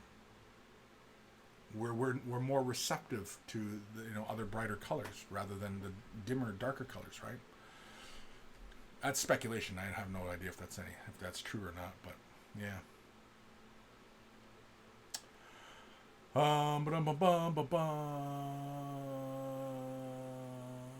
Where am I? Raziel, I want more control over thinning it from thick to thin. Right, but if it's already thin, it's gonna flow nice, and typically, typically everybody's tendency when they're thinning is that they end up over thinning anyway. So you know what I mean? Like, I don't know, but if it's your process, then by all means, it's your process. I'm just trying to wrap my head around if there is any kind of advantage to it or what your thinking is. But if it's just something that you, it's an idiosyncrasy that you are just comfortable with, then of course, stick with it. If you're comfortable, I'm just not sure it's the best workflow, right? I mean, if a paint has to be thick before you'll work with it, you know what I mean? Like, because you're used to thinning the color down, then you might as well always stay within a particular paint range. Citadel, right? Because Citadel is the only model paint, water-based acrylic model paint, that's really heavy-bodied. Everything else tends to be a bit thinner. Even Formula P3, which is kind of the old Citadel formula, which is not very heavy-bodied, And the heavy-bodiedness in miniature painting, like when working on canvases, okay, there is a difference why some artists will work with heavy-bodied versus thin-bodied. There are many reasons to do it. In miniature painting, most of the time, we all want the thinner body paint. High pigment, thinner body. The only reason Citadel works with a thicker bodied paint, I'm sure, this is unconfirmed and this is speculation, but I'm sure is because it sits on the shelf longer. It sits as that color longer on the shelf. So when you're sitting there and you're looking at the paint what to buy, you see the paint sitting there as that solid color and you go, oh, that's the paint for me because it looks like the color I need, right? And it's the color. Versus if you look at thinner body paints that have been sitting on shelves longer, the paint is always separated, right? The medium is like, the pigment's sitting down here and there's a big clear spot of medium, and you know what I mean? Like, that's why. But really, there's the water-based acrylics, there's like very little difference, between thick body and thin body, So, but if that's your workflow, dude, by all means, stick with it. If you're comfortable with it, stick with it, I was just trying to ascertain why, kind of, just kind of help wrap my head around it. But anyway. The Kinjin fluorescent white would almost be more of a pearlescent, wouldn't it? Pearlescent, no. Because pearlescent is a different beast altogether. To get pearlescence, it requires mica flake in the pigment, which reflects light. It reflects light in a different way than fluorescence. Because fluorescence is almost like an amplification of reflected light. It's like it takes a little bit of light to reflect a whole bunch of color. That's why fluorescent colors under a black light, which is not black, it's dark blue, but that's why fluorescent paints under those conditions in low light reflect so much light. It's like an amplifier, that particular pigment. Whatever it is, I'm not 100% sure on what creates or what goes into making a fluorescent color.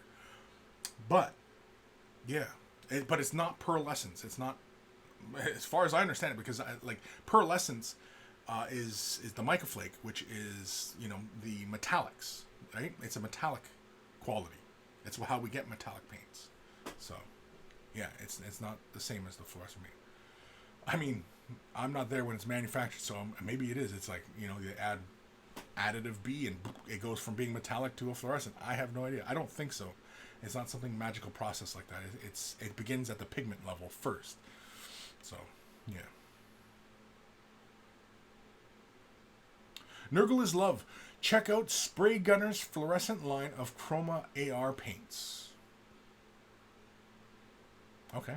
Post a link in the Discord, Nurgle, in the general. Just post a link. I'm curious. Geofits. White is all laid down for my 15 ultramarine boys, ready for contrasting. Cool. Nurgle's love. They are cheap. Oh, the paint line's cheap? Yeah. Interesting. Reziel, I have a love-hate relationship with YouTube. Okay. Fabricio. On Twitch, I needed to be a follower for 24 hours, so I started following you there today. Can't send messages. Oh, yeah. Well, sorry. I put that on just to stop the knuckleheads from posting all sorts of offensive stuff in Twitch. Yeah. That's the only reason for it. I mean, like I said, it's on both platforms. Either way, I see the comments. So if you're posting on YouTube, But I mean, if you absolutely have to be on Twitch, well then, yeah, go on to Twitch, right? Aaron Seach, Cretex makes a fluorescent red airbrush color. Yeah, cool. Is Cretex a water-based acrylic? I thought it was a more like a Tamiya, alcohol-based acrylic. I have never used Cretex. I see it all the time in Hobby Lobby and Michaels and stuff. So I've never used it. Same with Tester's Aztec paint line. It looked interesting. It's an airbrush line. It looked interesting, and I was like, well, maybe I'll pick up a few colors and try it out. Don't know. Ebb and Flow, Kris, everything fluoresces under a black light when in a Gata DeVita is play. Yeah. Aaron Seach, Cretex is an acrylic paint. It is acrylic paint? Okay. Well, is it a water-based acrylic paint? Right? Because there's water-based acrylic and then there's alcohol-based. There's two different acrylics. Raziel, I'm more comfortable thinning something that is thick than making a medium thicker for sure. I'm also interested in managing transparency as you've brought up, but it's not really a big deal. Sure. Yeah, I mean, if you can find a thicker bodied paint, that's the fluorescent red, let us know, because I'm curious now too. Because in my experience, like on the thin thickness, everybody wants it to be thinner. Not everybody, obviously not, because you prefer it to be thicker. You like them thick. I get it. And,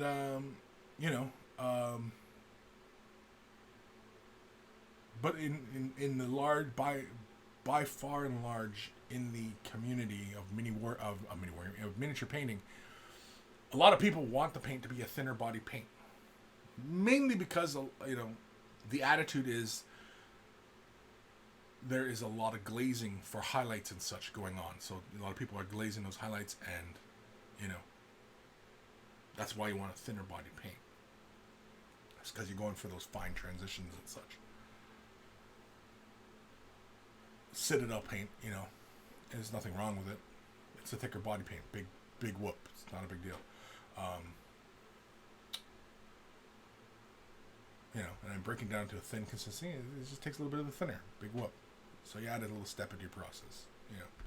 But hey, it's whatever your process is, and whatever makes you happy. Geofits. If it's UV reactive, then it also means that under most normal lighting, it won't glow, but would look better in natural sunlight. Okay. Reziel, man, I have really neglected Discord lately. Sure. I mean, we're talking stuff all the time, and everybody's sharing all the time on Discord. I don't know why anybody who's listening to me is not on Discord, because, that's pretty much where we keep the conversations rolling all week long. Geofits, yeah, your Twitch chat is also in slow mode. Yeah, well, again, it was to stop the knuckleheads, right? So, and, I mean, I could undo it, but As soon as I get knuckleheads, then I got to spend that extra couple seconds going, okay, where's the button? Click this, click the band. I mean, like, it's just, I got to go through the whole process again. Whereas, slow mode, I mean, how fast are people typing on Discord anyway? Because usually Discord's not a lot of folk chatting it up. But maybe it's because it's slow mode. It's only on 10 seconds. I'll put it to 3 seconds. Okay, there we go. 3 seconds. Slow mo mode. Okay, there we go. Whoops. Not that. Screw it off. No. Oh, I screwed it all up. Anyway. I cleared the chat. Somehow cleared the chat. Slow mode. Yeah, 3 seconds is what? Followers only chat. Okay, I'll switch to followers only to 30 minutes. There we go. Okay. I switched it to 30 minutes for follower chat. So blah. Blah. What time are we at here? Holy carmoles. Got 25 minutes left of the show. I better, get to some emails here.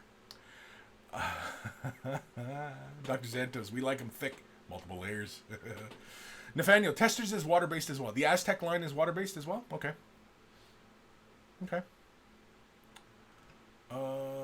Eric Simpson, you could try lame craft paint. I got fluorescent pink to work well with some Emperor's Children. Just a thought.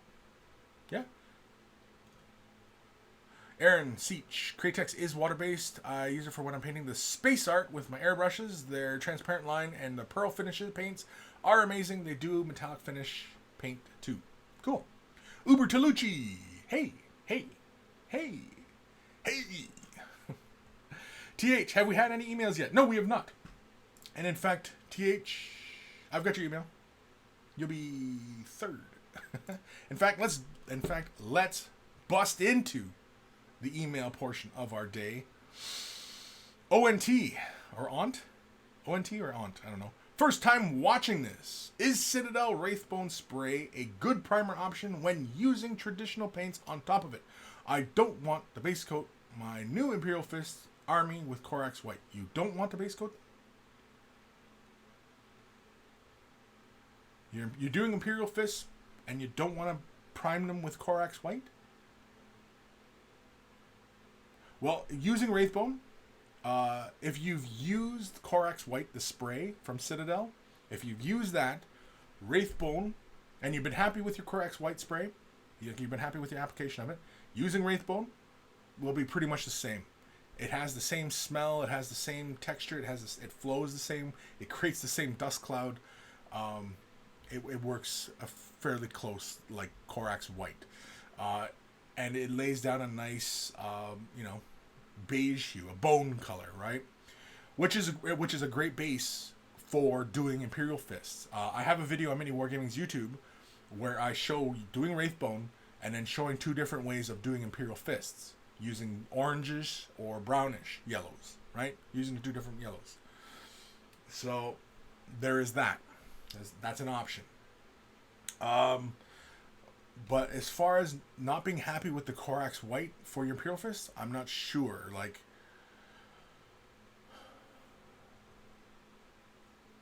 yeah, I'm not sure. Like, if you're using the contrast paints, but if you're using, say, for example, if you're going the traditional route or the normal route, and you're using Wraithbone Spray as your primer, and then you're going to use something like Averland Sunset or Uriel Yellow on top of it, I've not done it myself, but it should lay down just fine. Because the Wraithbone is pretty bright. It's not very beige. It's actually fairly light. It's like just off from white. It's not very dark. Which is why it works well with the contrast paint system, right? Because they designed it that way. So, yeah. It works well. On ONT. Corax White gives bad results sometimes. The spray or the paint? Like the bottle paint or the spray can? Because those are two different things. Let me know. Ramv. Hi, Kris. Hi, Ramv. Nathaniel, priming is not base coating. No, it is not.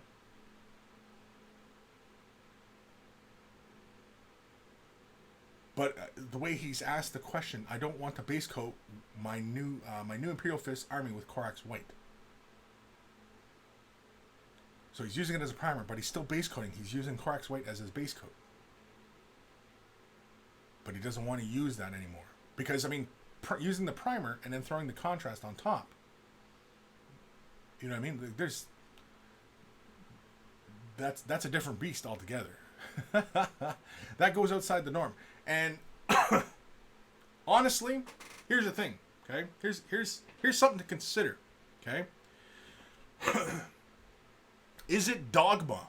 Okay, is it dogma that we are in this mindset that a model has to be primed, base coated, shade washed, highlighted, and then varnished? Is that dogma? That is the steps in which you have to get to a completed model?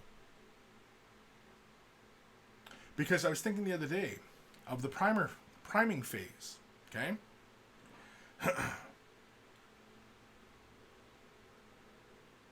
Priming, what have I always said about priming? What's the job of primer?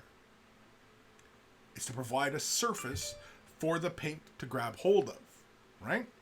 So, could you not simply just take a sandpaper and lightly abrade the surface and then apply paint?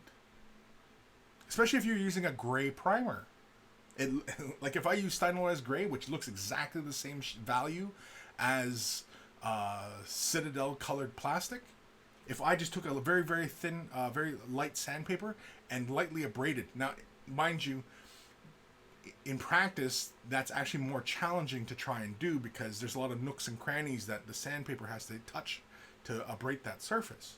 And I'm talking about a very light abrasion on that surface with the sandpaper. But it does work because it's providing that little surface. It's providing a little bit of tooth for paint to grab hold of.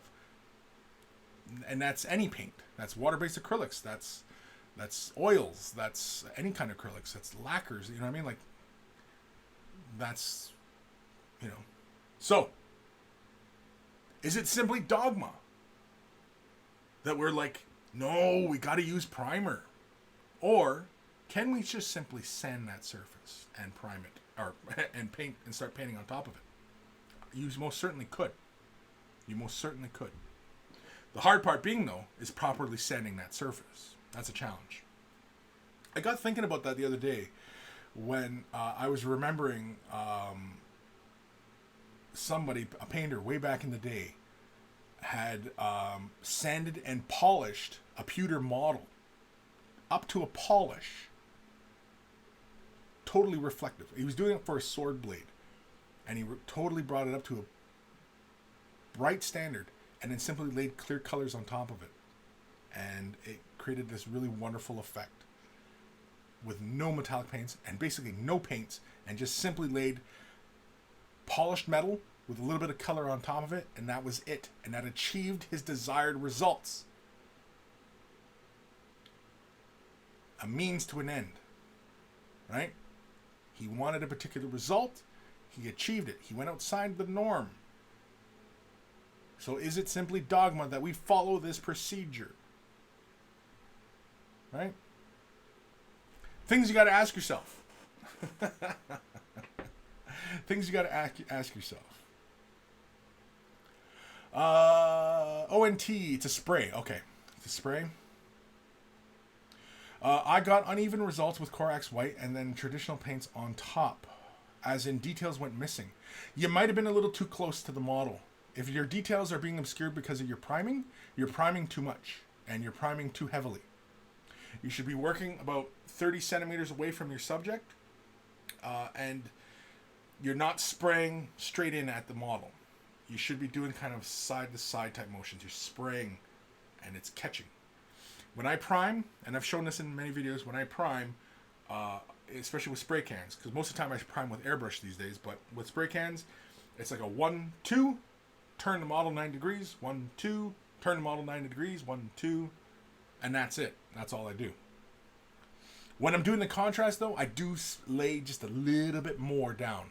So it's probably more like a 1, 2, 3, 1, 2, 3, 1, 2. You know what I mean? It's that much more I do just to lay the primer down onto the onto the model for contrast, because contrast relies on the model having quite a bit of paint or primer down on the surface, because it's just the way it works, you know.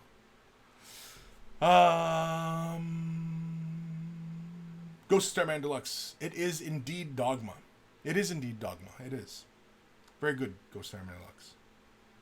Nathaniel, why use Corax White on top of Wraithbone? Sounds illogical to me. Because you get two variants. You can actually get Appreciate as a zenithal type of scheme on it. There's a lot of people doing like Gray Seer and then hitting it with Corax White. You can actually see the two different values and then applying the contrast on top, and it gives you that tonal variation on top of the tonal variation. So it's interesting. Again, though, you know, it's all about playing with these things, man. Trying things out, trying different combos out. You know, when you get that little bottle of paint, there is not an A and B type of situation there. Sometimes it's A, B, C, D, 1, 2, 3. You know what I mean? There's many possibilities, man. Don't be hung up on the specifics. It's a tool, and you can use it any which way you want. Now, mind you, you know, there is an argument that a tool has a specific job, of course. You know, like using a screwdriver as a chisel, right? A lot of people would be like, "Oh God, why are you doing that? That's completely wrong. Get a chisel to be a chisel. Don't use a screwdriver to be a chisel, right?" So, yes, there is some you know, argument in that regard, but you know, there's a middle ground, I'm sure. ONT, no, I meant using Wraithbone only and then applying yellow paints on top of it. Yeah, you should be fine. If you took the Wraithbone spray and primed the model and then started laying your base coats on top of it, yeah, it'd be fine. It's not that different. There might be a slight tonal variation that you'll see on maybe the first layer, but if you're into thinning your color down a bit and applying it and used to being 2 or 3 layers to lay a nice smooth base coat down, that first layer you may notice a slight variance in the tone. But once you lay your base coat down, that Wraithbone is not going to interfere with the yellow, if that's your concern. Going from a priming white to a Wraithbone, once you put 2 or 3 layers down, no, you're not going to notice the difference. As opposed to, say, black and trying to lay the yellow on top. Trying to take your yellow on top of black, yeah, it's a nightmare. It's a nightmare. Don't do it. You're just going to give yourself headaches. So, yeah. Holy crap. 13 minutes left the show. We still haven't done the email yet. Hold on. Yeah, Russ Evans. Email? I know. Hold on. Where am I here? ONT, thank you. This is really useful. Good, I'm glad. Peep Eater, to some it is dogma, to others it is useful method that gets particular results and other methods get different particular results. Yes, but sometimes 2 different ways come to the same result. Alright? For example, this is a really quick one. You may have noticed in some videos that I have produced, I like to highlight black with Sotek green. Well, I found that when it was in a 2-to-1, maybe 3-to-1, 3 black to 1 Sotek green, it was the exact same value as Incubi Darkness. So either I can take Abaddon Black and Sotek green, 2-to-1 or 3-to-1, one of the two, mix them together, or I could use Incubi Darkness. That's 2 paths to the same result. Is one better than the other? Maybe getting Incubi Darkness might be a little bit more efficient, but it also requires me to have that on hand. Maybe I'm not always highlighting black. You know what I mean? So there's always a back and forth somewhere in the middle, and it's your process, and that's how I kind of see myself as far as being, you know, an instructor to a lot of people, and that's the way I've approaching these painting classes as well. As your instructor, is that I'm not trying to teach you to paint like me. I'm not trying to show you how I paint.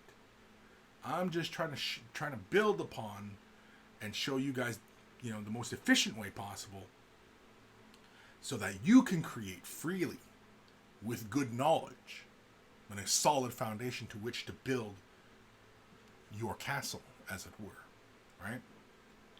I'm not looking to teach you all my idiosyncrasies, all my bad habits. I'm not looking to do that. I don't want you to paint like me. I want you to paint like you. I want to see what you create. I want to see how you innovate and how you possibly create the next great innovation in painting. Right? That's what I'm looking for. And that's what I look forward to when I'm instructing you guys on things, right? And I don't have all the answers.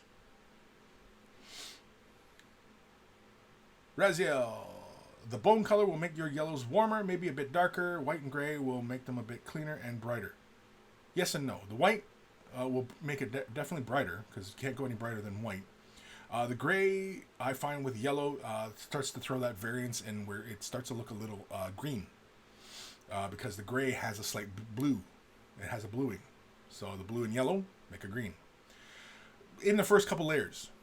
But once you start really laying the solid base down, then the color is itself, other than black, right? Whereas you got to lay a whole bunch of layers down, right? That's why you end up building up a thick layer. So, yeah. But there will be no problem, because I mean, like I've painted Imperial Fists. Well, usually I prime them white. I stay with white. But if your issue is priming with the spray cans and Corax white, and you're having a problem, you're obscuring details, if you switch to Wraithbone, you're gonna have the same problems. The problem is not the product. The problem is your technique, right? You got to keep the right distance. Spray in, a well-ventilated area. Outside sometimes can be a bit of a pain because sometimes the breeze is going by and can mess with how you're spraying and how the paint is getting laid down to the surface. Whereas, if there's no breeze going by, you can accurately do it, right? And don't start your airbrush right on the model. Start like this. Same with airbrushing. Airbrushing the same way. Don't start your airbrush right on your project. Why? Because paint sometimes builds up on the nozzle, especially if you've been doing other stuff, and then as soon as you start it, and it spits, and it'll throw little globules onto the surface. That's why you don't do it. So, yeah. I'm getting warm in here. Holy cramoles, we got 8 minutes left of the show, and I got to do an email. I got emails here. Geofits. In music composition, there's a saying about you have to know the rules of music theory so that you know you're breaking the rules and for a purpose. Exactly. Yes. That's it. And painting is the same way. You have to know the rules to know when to break them. It's like photography. Same thing. There's many, many rules to everything that we constantly break because art is expression, and we are expressing ourselves through our pieces, right? If we're taking our miniature painting seriously, if we're not, and we're just painting them just to play with them and a game, which there's absolutely nothing wrong with, then it is also that. Because again, this is a hobby. We're supposed to be enjoying this and having fun with this. We shouldn't be stressing out about these things. We should be enjoying it and having happy time. This is happy time. And, yeah. So you should be enjoying it. If you're not having fun with this hobby, then is it the hobby or other things going on, right? So you kind of have to examine. Raziel, this is reminding me of LeVar Burton on Reading Rainbow. Well, I love LeVar Burton. And I used to watch Reading Rainbow. And yeah, I don't know. What exactly is reminding you of LeVar Burton, though? I don't know. Oh, right. I said I was gonna show something. We were talking about bobbleheads. That's it. We were talking bobbleheads. And I'm gonna show you guys something here. I'm gonna only have it on the screen for a hot minute. Oh, you know what? No, I can show it on here. I'm clever. I'm clever-ish. Clever-ish. Where the hell is it? There we go. Okay. Are you guys ready to have your minds blown? Okay, are you guys ready to have your minds blown? I don't think you are. I don't think any of you are ready to have your minds blown. But here it comes. Okay, you guys ready? Are you guys freaking ready for this? I don't think you are, because some of you guys are gonna hit the floor, jump the ceiling, possibly have cardiac arrest. I'm only gonna show it on the screen for just a couple seconds here. Okay, and there'll be more on this soon. Don't worry. Rest assured, there will be more on this soon. But I'm just going to show this for a few seconds. So if you're not looking at your screen right now, you're going to miss it. But here it is. Let's go with this button.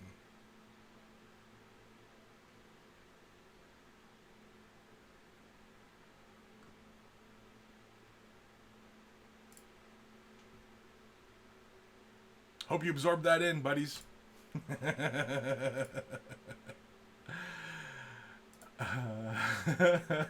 I'm sure there's about a bazillion questions right now. Saleswoman from hell. Is it nudes? No, it's not nudes. Oh, man. All right. Let's do an email. Because we can, and because we got 5 minutes left of the show. So, if you're wearing headphones, turn them up or down, but here it comes. Email time. Big email time.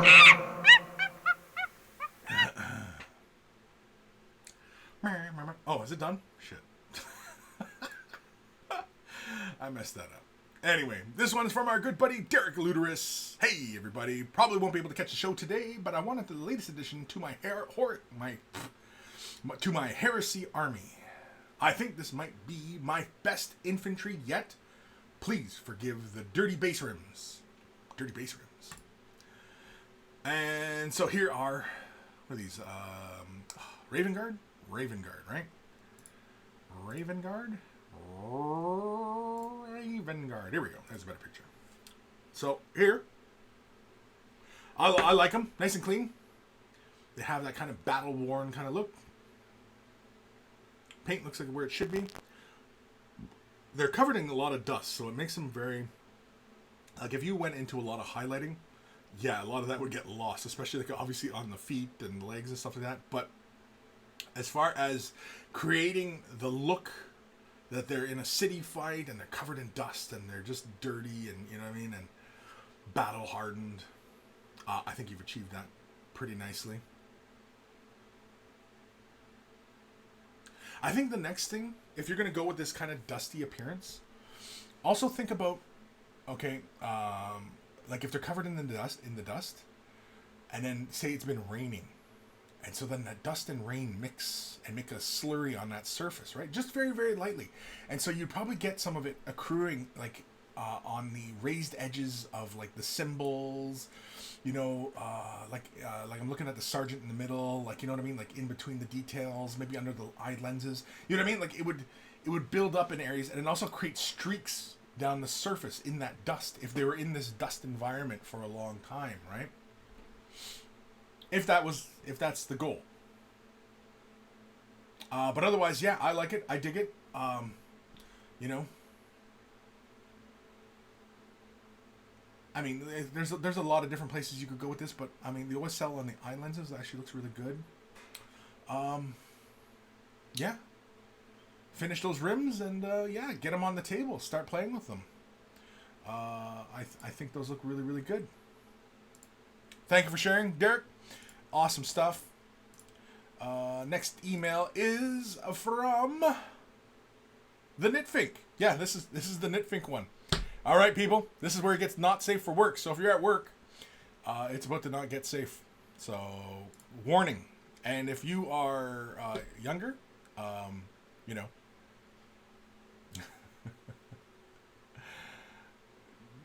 You know, I'm looking at the comments here from people of what I had shown here. Geofits, I laughed out loud as soon as the picture came up. Toothless, ha ha ha. JJ Serena, nice one. G squared, holy shit. Rezia, holy carbolis.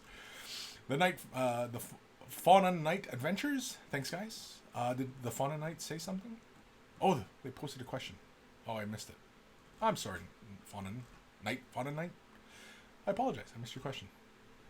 But it sounds like everybody was able to help you, so that's good. I'm glad. I'm glad the monkeys were there for you. Nathaniel, you got that for your wife? She sticks needles in it and has her personal voodoo doll? Oh, don't give her any ideas. Oh, crap. Yeah, I didn't even think of that. Damn. Uh-oh. Uh-oh. Aaron Seach, are you effing kidding me right now?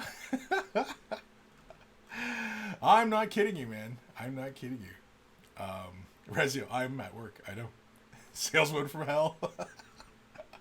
Yeah, so everybody, if you're not of age, you know, not safe for work. Can I switch this to a mature thing actually? Because we're doing this? Do I have to actually is the question. Ooh.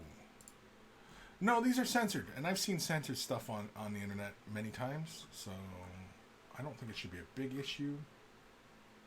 I've even seen nudity on YouTube, so yeah, I don't think this should be an issue. And I think on my Twitch, I already have this, I think, set to a mature. No, it's audience everyone. Or no, that's a different feature. Either way, I don't know. Let's find out. Let's find out. If this video gets flagged or whatever, you'll all know why. We'll blame Nitfink. No, I'm just kidding. Nitfink.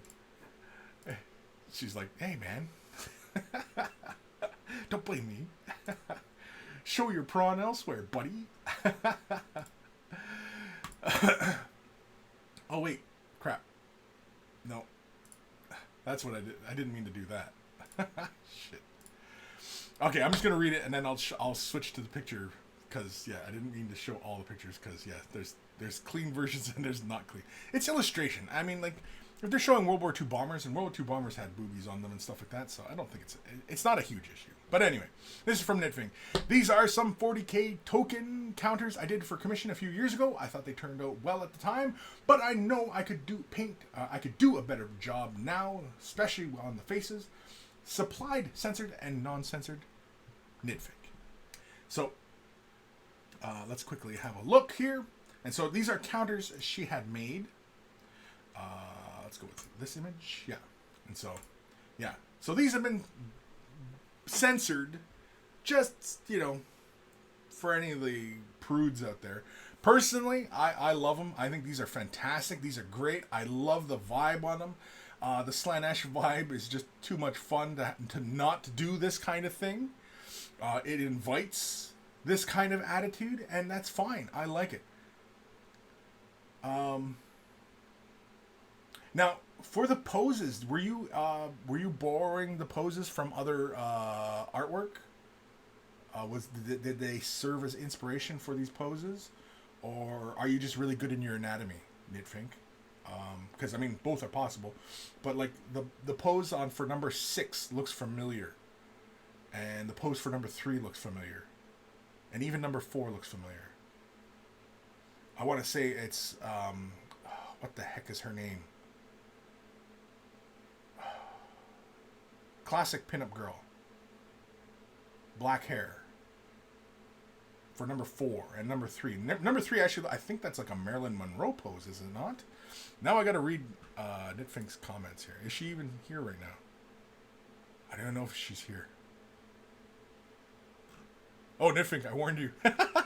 Yeah. So, yeah. So these are counters.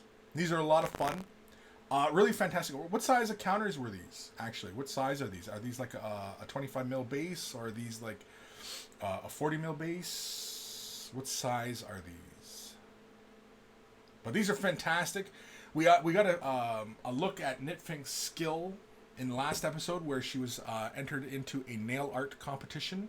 And so she's using her miniature painting skills in other fields of miniature painting, which is fantastic, and that's too much fun.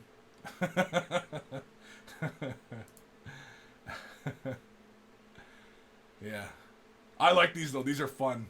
These are too much fun. Oh, look, she's got a happy little smile on her face while she's impaling you with her claws. And I think this is the last one we can show. Yeah, I think this is the last one.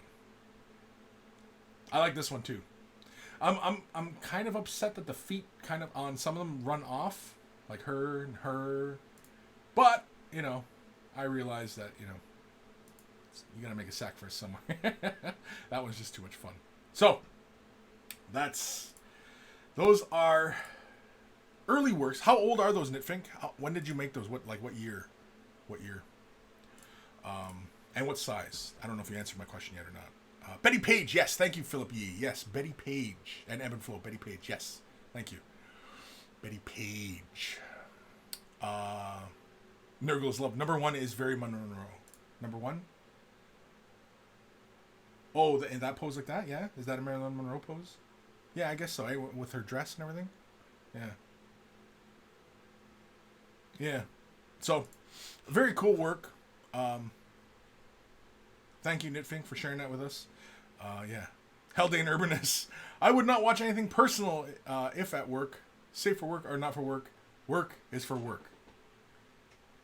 Oh, there we go. Well, there. Hell-Day said it. If you're at work, you should be working. So yeah, you know what? You're absolutely right. If you're at work, you're at work. Not putzing around on YouTube.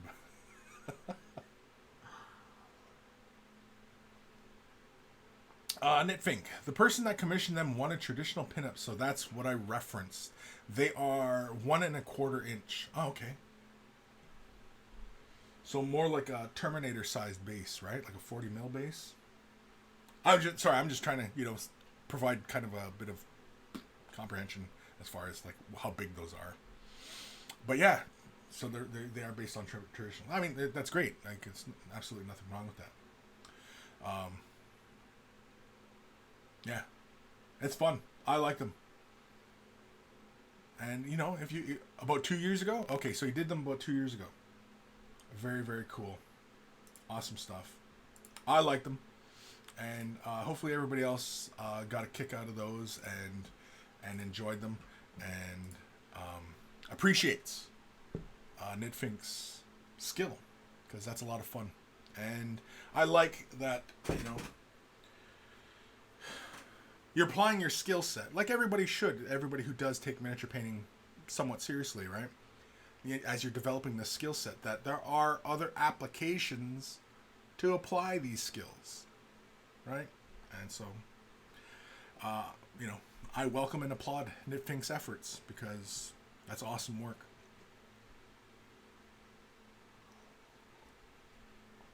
Ghost Starman Deluxe. The new Keeper of Secrets doesn't have 8 boobs because GW are cowards.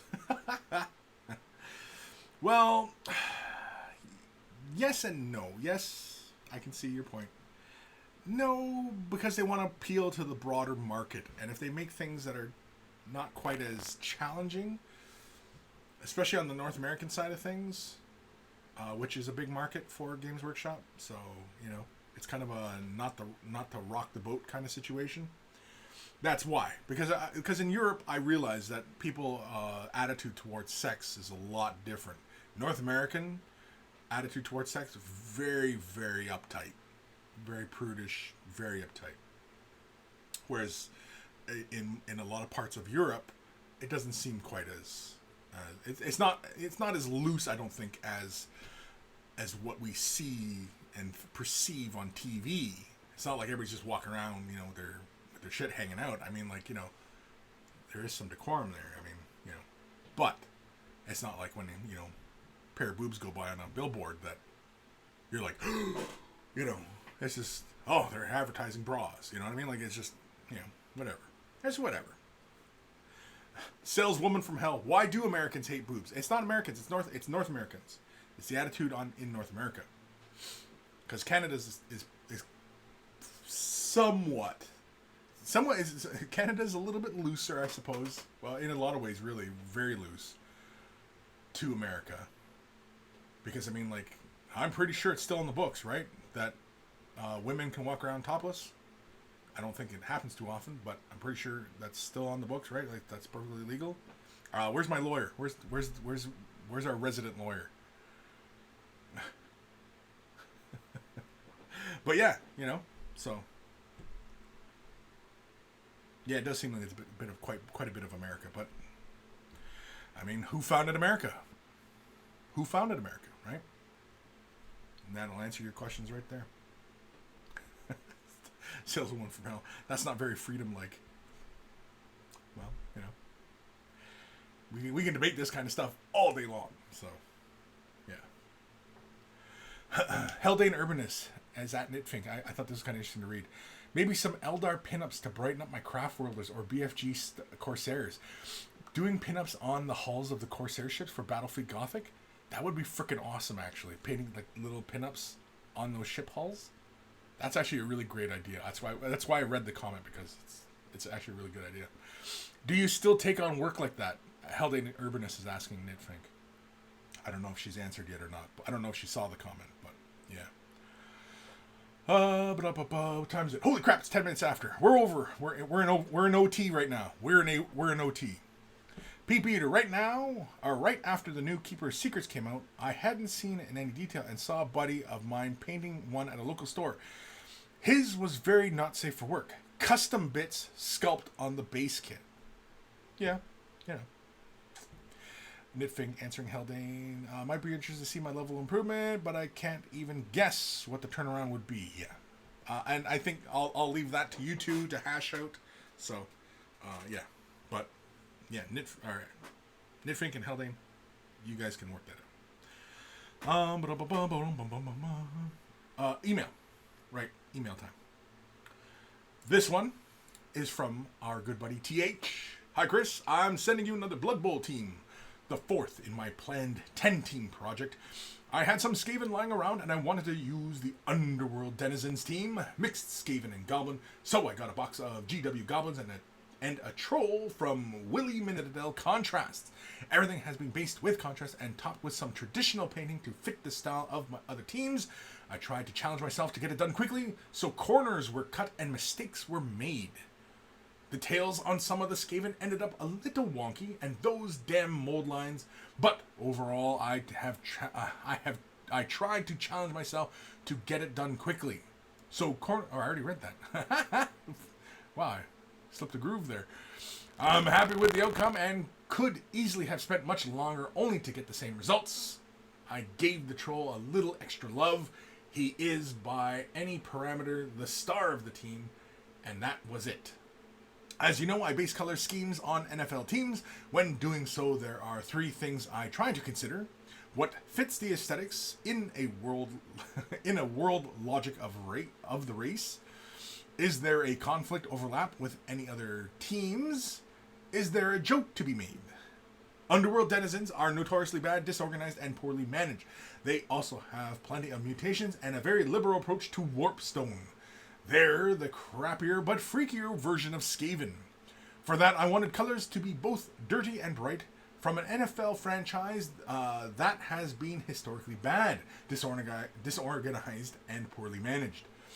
And since this was my first try at contrast, I wanted to use some of the colors that people were praising specifically. I had seen you and others say nice things about the contrast browns, so the answer seemed obvious. Let me know what you think. TH.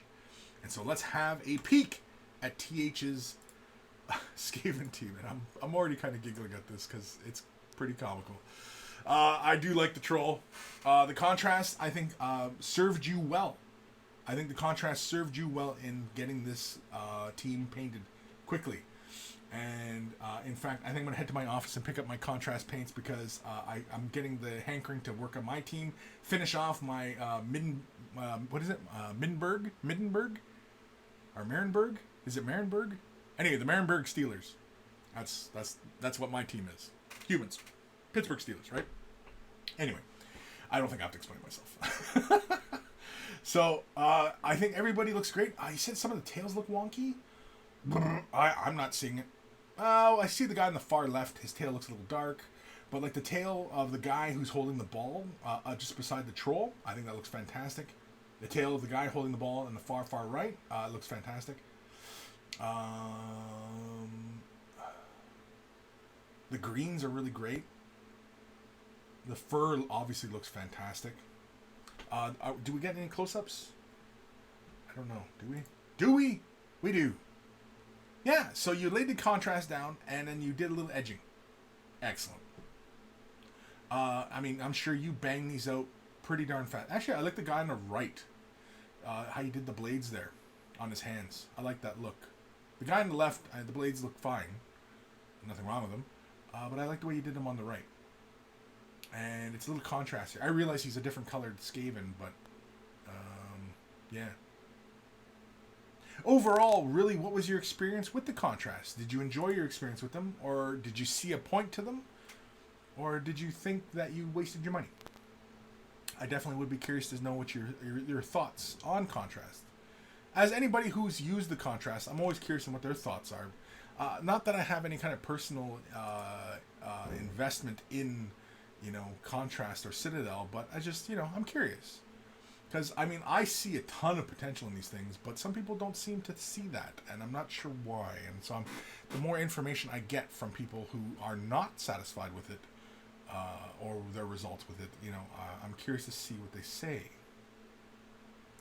Which is why I ask, of course. The green of the flesh looks great.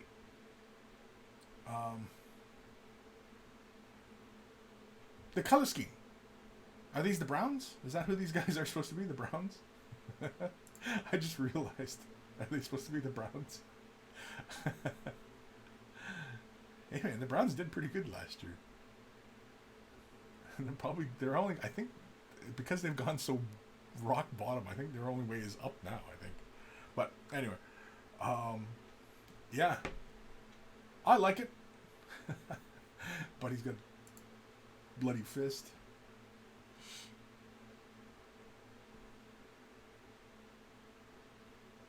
Yeah. Now this model is from, what did you say, Willie Miniatures? From Willie Miniatures. Willie nilly.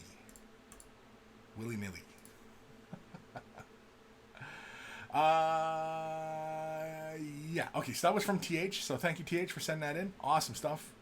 And TH, were you still talking over here? Lewis, way of the overtime, man. Holy crap, 60 minutes after. I know, I gotta hurry up here. Raziel, mistakes were made. Comment just moved. I don't even know where it went. Geofits. Cleveland Browns are a good choice. Yeah, Cleveland Browns. For like a messed up Skaven mutant team, right? TH, thanks. I thought the contrasts were a lot of fun, and the medium in itself is really cool. Okay, interesting. Very cool. Saleswoman from hell. Whoa, the skeleton leg is funky. Yeah. What is his name?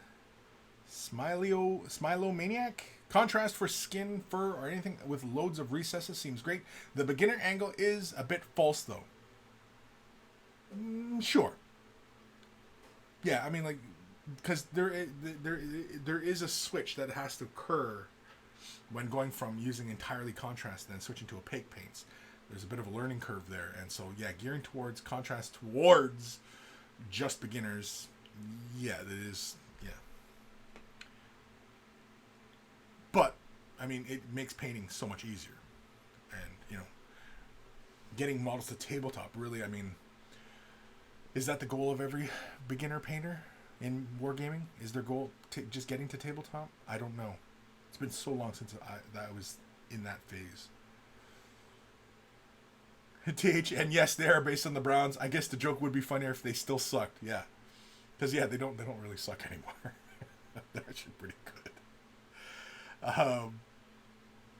Where am I? Steve McDemon. I've used contrast for 3 things until now: purity seals, helm lenses, and skin. Very quick and looks as good as traditional. Though I do go back over skin with some extra color and highlights. Yeah, and why not? Haldane Urbanus, be right back. Those taters won't boil themselves. Okay. Were we on the subject of taters? I don't know. Alrighty, really quickly here, we're going to do one more email. And this is from our good buddy, Eldari Lamborghini, a.k.a. Zach. Oh, Lord of the Monkeys, the one who teaches about just a tip. Been working away on a few things, finished off Commander Farsight, managed to snag Raven from DC's Teen Titans via Night Miniatures. 2 totally different models with totally different approaches to painting them. Really.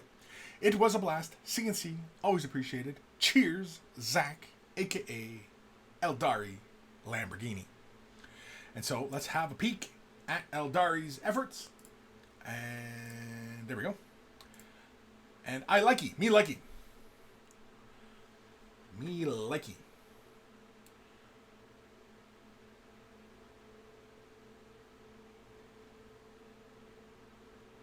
There's a couple points. I think we could have used a little bit more care in removal of like bits. Like I see a couple little nubs like on the cloak and on her thigh. I think the effect of the floating rocks in front of her. I think if you had the negative space in the base where it looked like those rocks had come from, I think would have been a nice touch. Something you still could add right now. I mean, you know, it's not like it's the end of the world. I think it looks fantastic though. The color transitions in the cloak are really good. The way that shadow is cast on her leg, though, I think from the way you were taking the picture, though, kind of pulls a bit from the color on her legs just to balance it out. But I think that's just a photography thing. Here's is this Commander Farsight? This is Commander Farsight. Some weathering. Interesting look on the blade. I like it. Nice and clean. I like the weathering. It looks cool. Yeah, see, this perspective is a lot better. See, I much stronger lighting on the model, which is nice. I have a few of these DC models. I should try to do one. Editor Rob at Mini Wargaming, he wanted me to do Lobo, and I wanted to do Lobo, but I ran out of time, and so then he's like, "Oh, I'll just do it." I was like, "Oh, all right."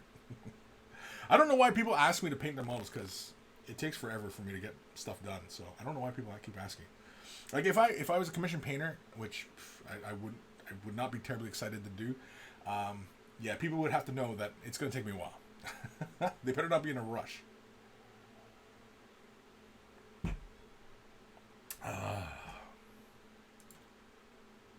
Yeah, that's really cool. I like that. I like the big scratching mark on the head. I like the little bit of weathering. Just little chips and stuff, wear and tear around.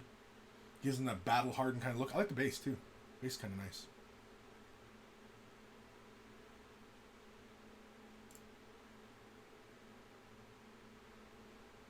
I take it that's pigment on his feet and everything, like the concrete dust kind of thing.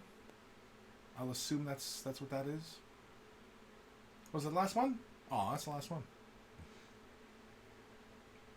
Aw. I wanted more. Can I zoom in? Ooh, I can zoom in. Will it resolve? Oh, for frick's sakes. Why the F does this do this to me? Why? Why? Why? Why, I tells you. Why? Why? Why? Anyway, thank you, Zach, for sending that in. Awesome stuff.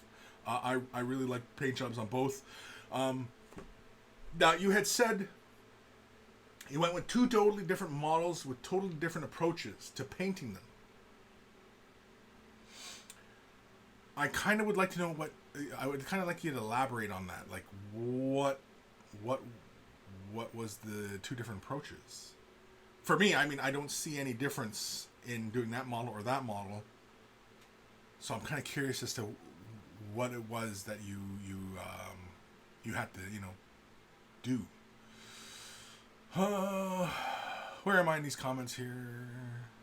Ben Ellis, cool. Is there a way to do it without contrast paints? To do what? Oh, I guess there's some sort of conversation going on here. I don't know. I missed out.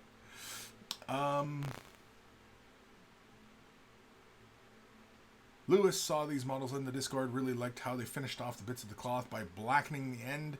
Gonna try the same thing on the Overlord I posted. Cool. Yeah, so as everybody knows on Discord, that we sharing stuff and we're talking and we're getting feedback. So if you're working on something and you want feedback, pretty quickly, come to Discord and post there. And yeah, mind you, Discord can also fly off into other directions. So there are quite a few channels. Everybody knows that certain channels are supposed to have certain kind of discussions going on, but sometimes the monkeys kind of like a wild bar fight in those movies where they're going across. It was kind of like the end of Blazing Saddles, where they're fighting and they're fighting in the cafeteria, and then they're fighting on another set, and they're fighting into another set. And that's kind of like what the Discord channel's like. It's like, you know, you're supposed to have a conversation about painting here, and then it also travels over to this channel, and then it travels over to this channel. It's like, come on, guys, like, you know. Like, I'm not sure why the conversation's got to keep going all over different directions. Like, it doesn't make a lot of sense to me. But, hey, it's monkeys. And they're being monkeys, and monkeys do as monkeys do, right? So, yeah. Grim, bar fight, you say? Perhaps. No, like... no, like, you know, the bar... Like, if you watch Blazing Saddles, if you've never watched Blazing Saddles, I would highly recommend it. It's an offensive film by today's standards, but... and it was an offensive film when it came out, too, but it's still a great film. Yeah. Peep Eater, come to Discord so we can welcome you. Yo, bro. Welcome to Discord, bro. Grim, I jest. I've seen Blazing Saddle several times. I've seen it many, many times. Blazing Saddle is one of my favorite movies of all time. It's fantastic. Saleswoman from Hell. Monkey see, monkey do, but the monkey most likely to throw poo. Actually, kind of fun to say. Monkey do. Monkey see, monkey do, but monkey most likely to throw poo. I screwed it up that second time, but anyway. Lewis, I second this. Mandatory bro greetings from now on. Yeah, bro, welcome, bro. Ghost Starman Deluxe. Thank you for reminding me how crazy Blazing Saddles finale is. Raziel, Blazing Saddles would not be made today. Such a shame. No, it wouldn't be. And it barely got made in the day. So, you know, things change, but not that much. You know, it's the nature of how information is shared today, right? That's really the big difference. People's attitudes, racism, still here, right? All those factors that were there then are still here today. It's just how fast we can share these opinions, right? So that's the only thing that's changed. BT Headshots. What's up, Monkey Master? What's up? You're joining us at the end of the show. Oh, you know what I realized? I didn't even have the chat up, did I? I turned it off. Why did I turn that off? Why did I turn that off? Is this the right one? I think that's the right one. Yeah. I just realized that now, that I didn't have the chat on the whole time. I'm an idiot. I admit it. I'm an idiot. And this chair is, I think, falling down here. There we go. Sorry. Oh, I almost sat on myself. When you get old, you'll sit on yourself from time to time. Any guy out there who's around my age knows what I'm talking about. So, I want to thank you guys for tuning in today. I think we might have learned something. I don't know. We might not have. And whether or not my channel gets blackballed or whatever, who knows? So, who cares? I honestly don't care. You know, if I have to stop doing this, I have to stop doing this. You know, big whoop. I know you guys will be all like, no, but you know, I don't know. Sometimes I'm just kind of like, F it. You know how like sometimes some men want to see the world burn? That's the attitude I take sometimes. Some men just want to see the world burn. And I'm kind of curious about that myself. Ben Ellis, sadly racism is still here and will be long after I'm gone. Well, if you're a younger man, I hope not. But it probably will still be here. As long as there's want in the world, yeah, they're most likely. You know? Headshots. Why would you have to stop doing this? I don't know. Who knows? There's many reasons why. Rezio. Nah, Kris, someone would have to probably report you. Hasn't happened so far. I'm betting you're good. There's dickbags out there all the time who, you know, just want to spoil a good time. You know, because periodically I see sometimes there's thumb down on the show. And I'm like, you know, one or two, right? And it's like, well, why, you know, What was the thumb down for? You know, it'd be kind of nice if people said, well, because he's kind of a putz, or he said this and it doesn't make a lot of sense, or you know what I mean? He was, you know, he was talking about this or that, and you know what I mean? And if you had some sort of context in which people were liking or disliking something, you know what I mean? Just even as a content creator, you know, just some feedback, you know what I mean? So that we can fine tune that, you know, like and dislike, you know what I mean? Like, why did you like it? Why did you dislike it? You know? What was he doing right? What was he doing wrong? You know? Not just, oh, I don't like the look of his glasses. Thumb down. You know what I mean? And, you know, it doesn't make a lot of sense. Ben Ellis, 36 years old, but hopefully not much longer. Huh? But 36 years old, but hopefully not much longer. Have fun, monkeys. That sounds ominous. What? Saleswoman for hell. Chris's mustache makes me feel inadequate as a man. Dislike. That could be it. That's what I assume. I mean, that's what, you know, the jerk I am. I mean, it's like, why did dislike? I don't know. I intimidated them as a man. I intimidate them. That's probably why. That's why I got a thumb down. Because I intimidate people. And when, I don't know. I was going to go somewhere. But anyway, let's close this show out. Because, it's 2:30. We're 30 minutes into OT here. So I want to thank you guys for tuning in today.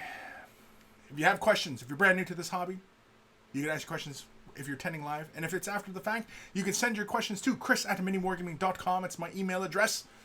If you're going to send pictures in the email, send them as attachments in the email. Don't send it off as links to other sites and stuff, because I'm not going to show it, because it's just, oftentimes those other sites have ads running, and that's why. So thank you. In the description below, Kris@miniwargaming, Kris, but just, you'll go in the description, for God's sakes. That's why we have that section in there. Also there is a link to wayofthebrush.com. That is the central hub of all the silliness. It has links to all the social media, the Discord, and everything like that. Also has links for t-shirts. Want to get yourself a shirt? Look, a connoisseur of all that is good and holy in this world. They're wearing a Way of the Brush t-shirt. Of course, if you purchase yourself a shirt, send a picture of yourself in your shirt, and I will add it to the Monkey Shrine, because I like it. I just, you know, it's fun. I like having this little shrine to all you guys, because without you guys and your support and your viewing and your questions and your emails, wouldn't have a Way of the Brush.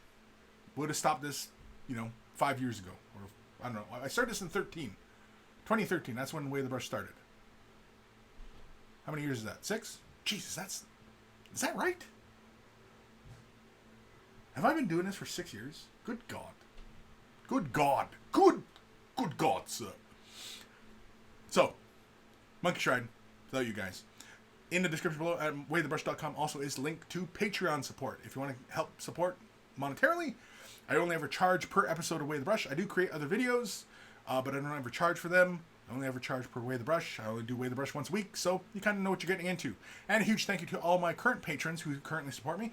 Without you guys, a lot of the upgrades and upkeeps would not be possible, and, you know, it just wouldn't be possible. And it wouldn't make this show as much fun as it is without their dedication and support. If you're not able to support monetarily, liking, commenting, subscribing, and thumbing up, and following, and sharing. Sharing's a big one. If you're sharing a video, you know, huge thank you. And again, that, you know, that's just a click of the button, and you're helping the channel a great deal by doing that. It's a great deal when people support monetarily, and it's a great deal when people just click that like, click that share, and click that stuff. It helps. It does help. So, huge thank you to everybody who does. And of course, a big thank you to Carl, aka Beer and Blood Bowl, aka Guymere Alfer. I switched that around, but anyway, Beer and Blood Bowl, that's his YouTube channel. Check him out if you love yourself some beer and you love yourself some Blood Bowl.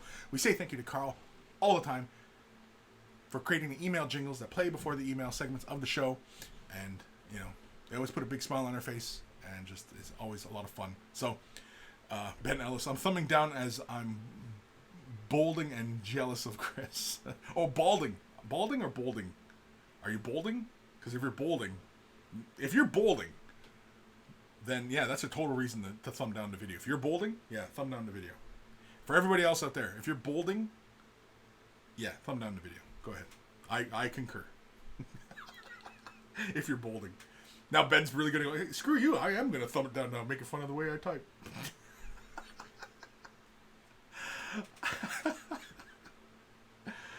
Oh, man. Okay.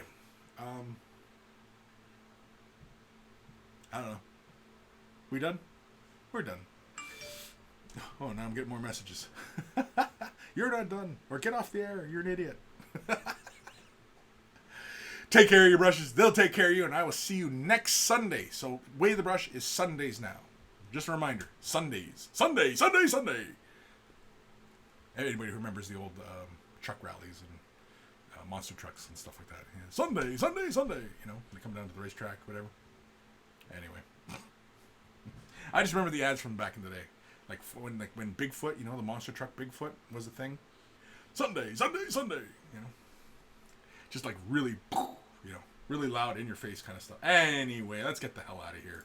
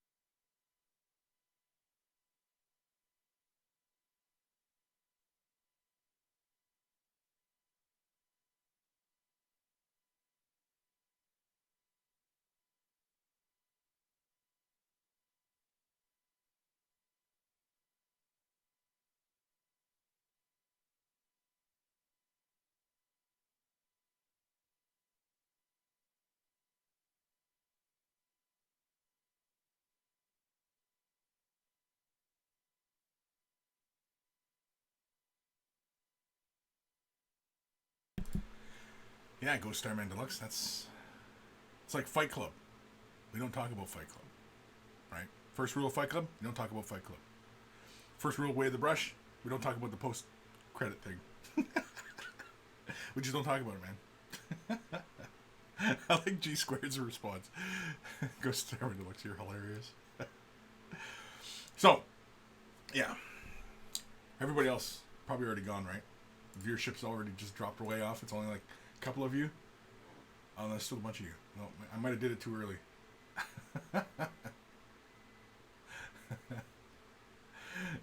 Peep eater, narrator. He is not, in fact, hilarious. Is that supposed to be like in a Morgan Freeman type of voice? He was, in fact, not hilarious. Wait, hold on. Let's get the mic up nice and close here. Hold on. Let's bust out some Morgan Freeman here. Oh, Fritz, hold on. Let me get my mic nice and close here. Here we go. Okay, we all can hear me. You can probably hear the chair creaking and everything under my ass. But anyway. Okay, hold on. He was, in fact, not hilarious. I think a little bit more vocalization, I think, in hilarious, right? He was, in fact, not hilarious. There we go. Is that it? Was that it? Was that the take? Ghost of Starman Deluxe. I have been oofed. Oof. That's right, man. I mean, first rule of Fight Club. You don't talk about Fight Club. Let me get this mic out of the way here. There we go. Let's keep it right. Let's have it nice and close. Then I'll need like a pop filter because I know you're popping right into your mic. Get some after hours ASMR going here. Twitch Ekrano, second rule of Way of the Brush. Wait till the end of the credits. Yeah, wait till the end of the credits. Yeah, exactly. I know. We're in Serious OT. Holy cramoles, man. It's 2:40. I gotta get the hell out of here. Ebb and Flow, Winner Circle. Jabba's Left Nut. Did you get my email I sent 2 weeks ago from Paul? From Paul? From Paul?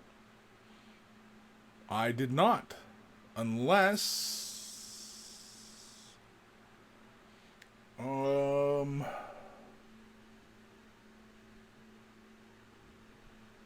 No. I'm trying to see. When was the last time Paul sent me an email? About your Death Guard? Paul... I don't want to say your last name, but begins with an E. You're talking about your Death Guard? I got that sent from June 7th. That was the last time I got an email from a Paul. That's the last time. It's the last time I got an email from Paul. So I'm going to have to say, no, I did not get your email. I have been oofed. That's funny. Oof. You've been oofed? Oof. Lewis, I've learned this only today. Oh, man. Yeah, you have to go back a whole bunch of episodes now because there's, like, I don't know. I started this probably like a couple months ago. Periodically, I would do it, but then it just kind of, became a thing. I just started hanging out for like another minute or so. I'm only doing this for a minute. I mean, this is just, last minute goofing off. It's Sir Poppy. Good day, you bloody legends. That sounds like Buddy there, Aussie Man. You marvelous bastards. Here's my face. That guy cracks me up, man. That guy cracks me up. He's hilarious. Ghost of Starman Deluxe. Was just echoing what Kris said last week, though. Oh. Oof. Being oofed. Oof. Yeah, so Paul, Jabba's Left Nut. I didn't get your email, so I don't know. I don't know what happened. It's possible I made a boo-boo. I make boo-boos from time to time.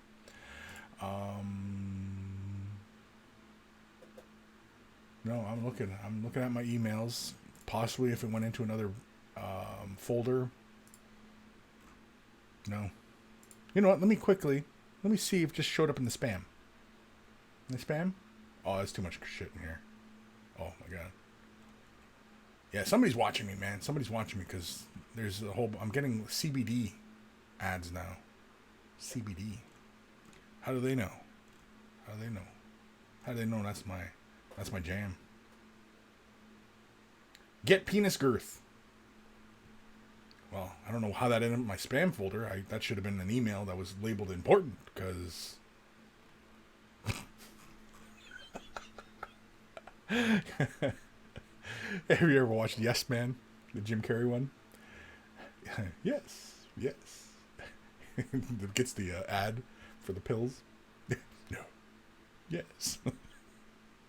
Anyway, that's a fun movie. I like that movie. Anyway. No, sorry, Paul. I just had a quick look through my email and stuff, and I don't see any emails from Paul. So, it didn't send, buddy. It did not send.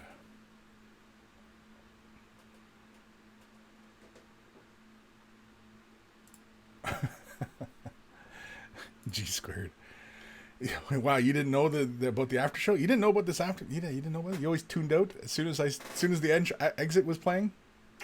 Silly man. Job was off not. No, another Paul. I'll resend do Nurgle things. I do Nurgle things. I do Nurgle things. Doesn't sound right either. We started off that way. We're going to end that way, I guess. Just, I do Nurgle things. You know, the things I do. I do Nurgle things. I do as a Nurgle do. Maybe I should just start reading the comments like that in the Morgan Freeman voice. Ghost of Starman Deluxe. Watching last week's show was really funny because at an hour and 45, Kris was like, crap, there's only 15 minutes left. But actually, there was more like an hour. Oh shit, fell out of my chair. Damn.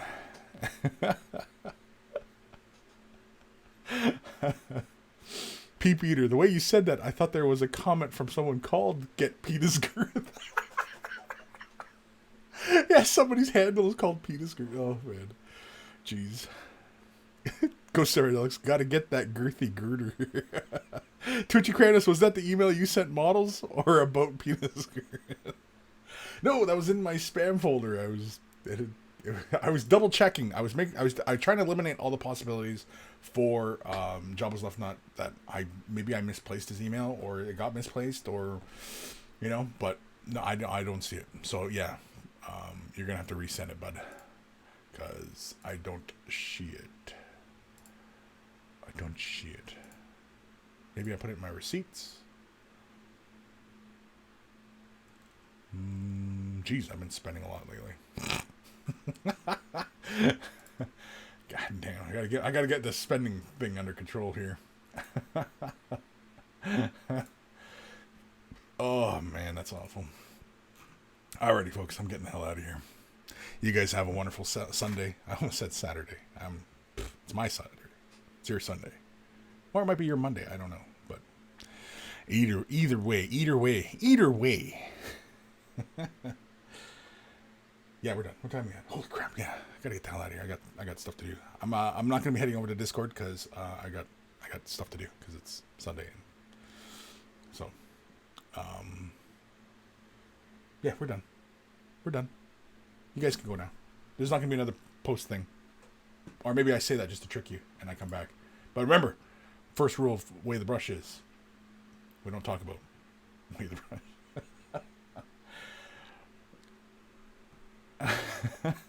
Go Starman Deluxe.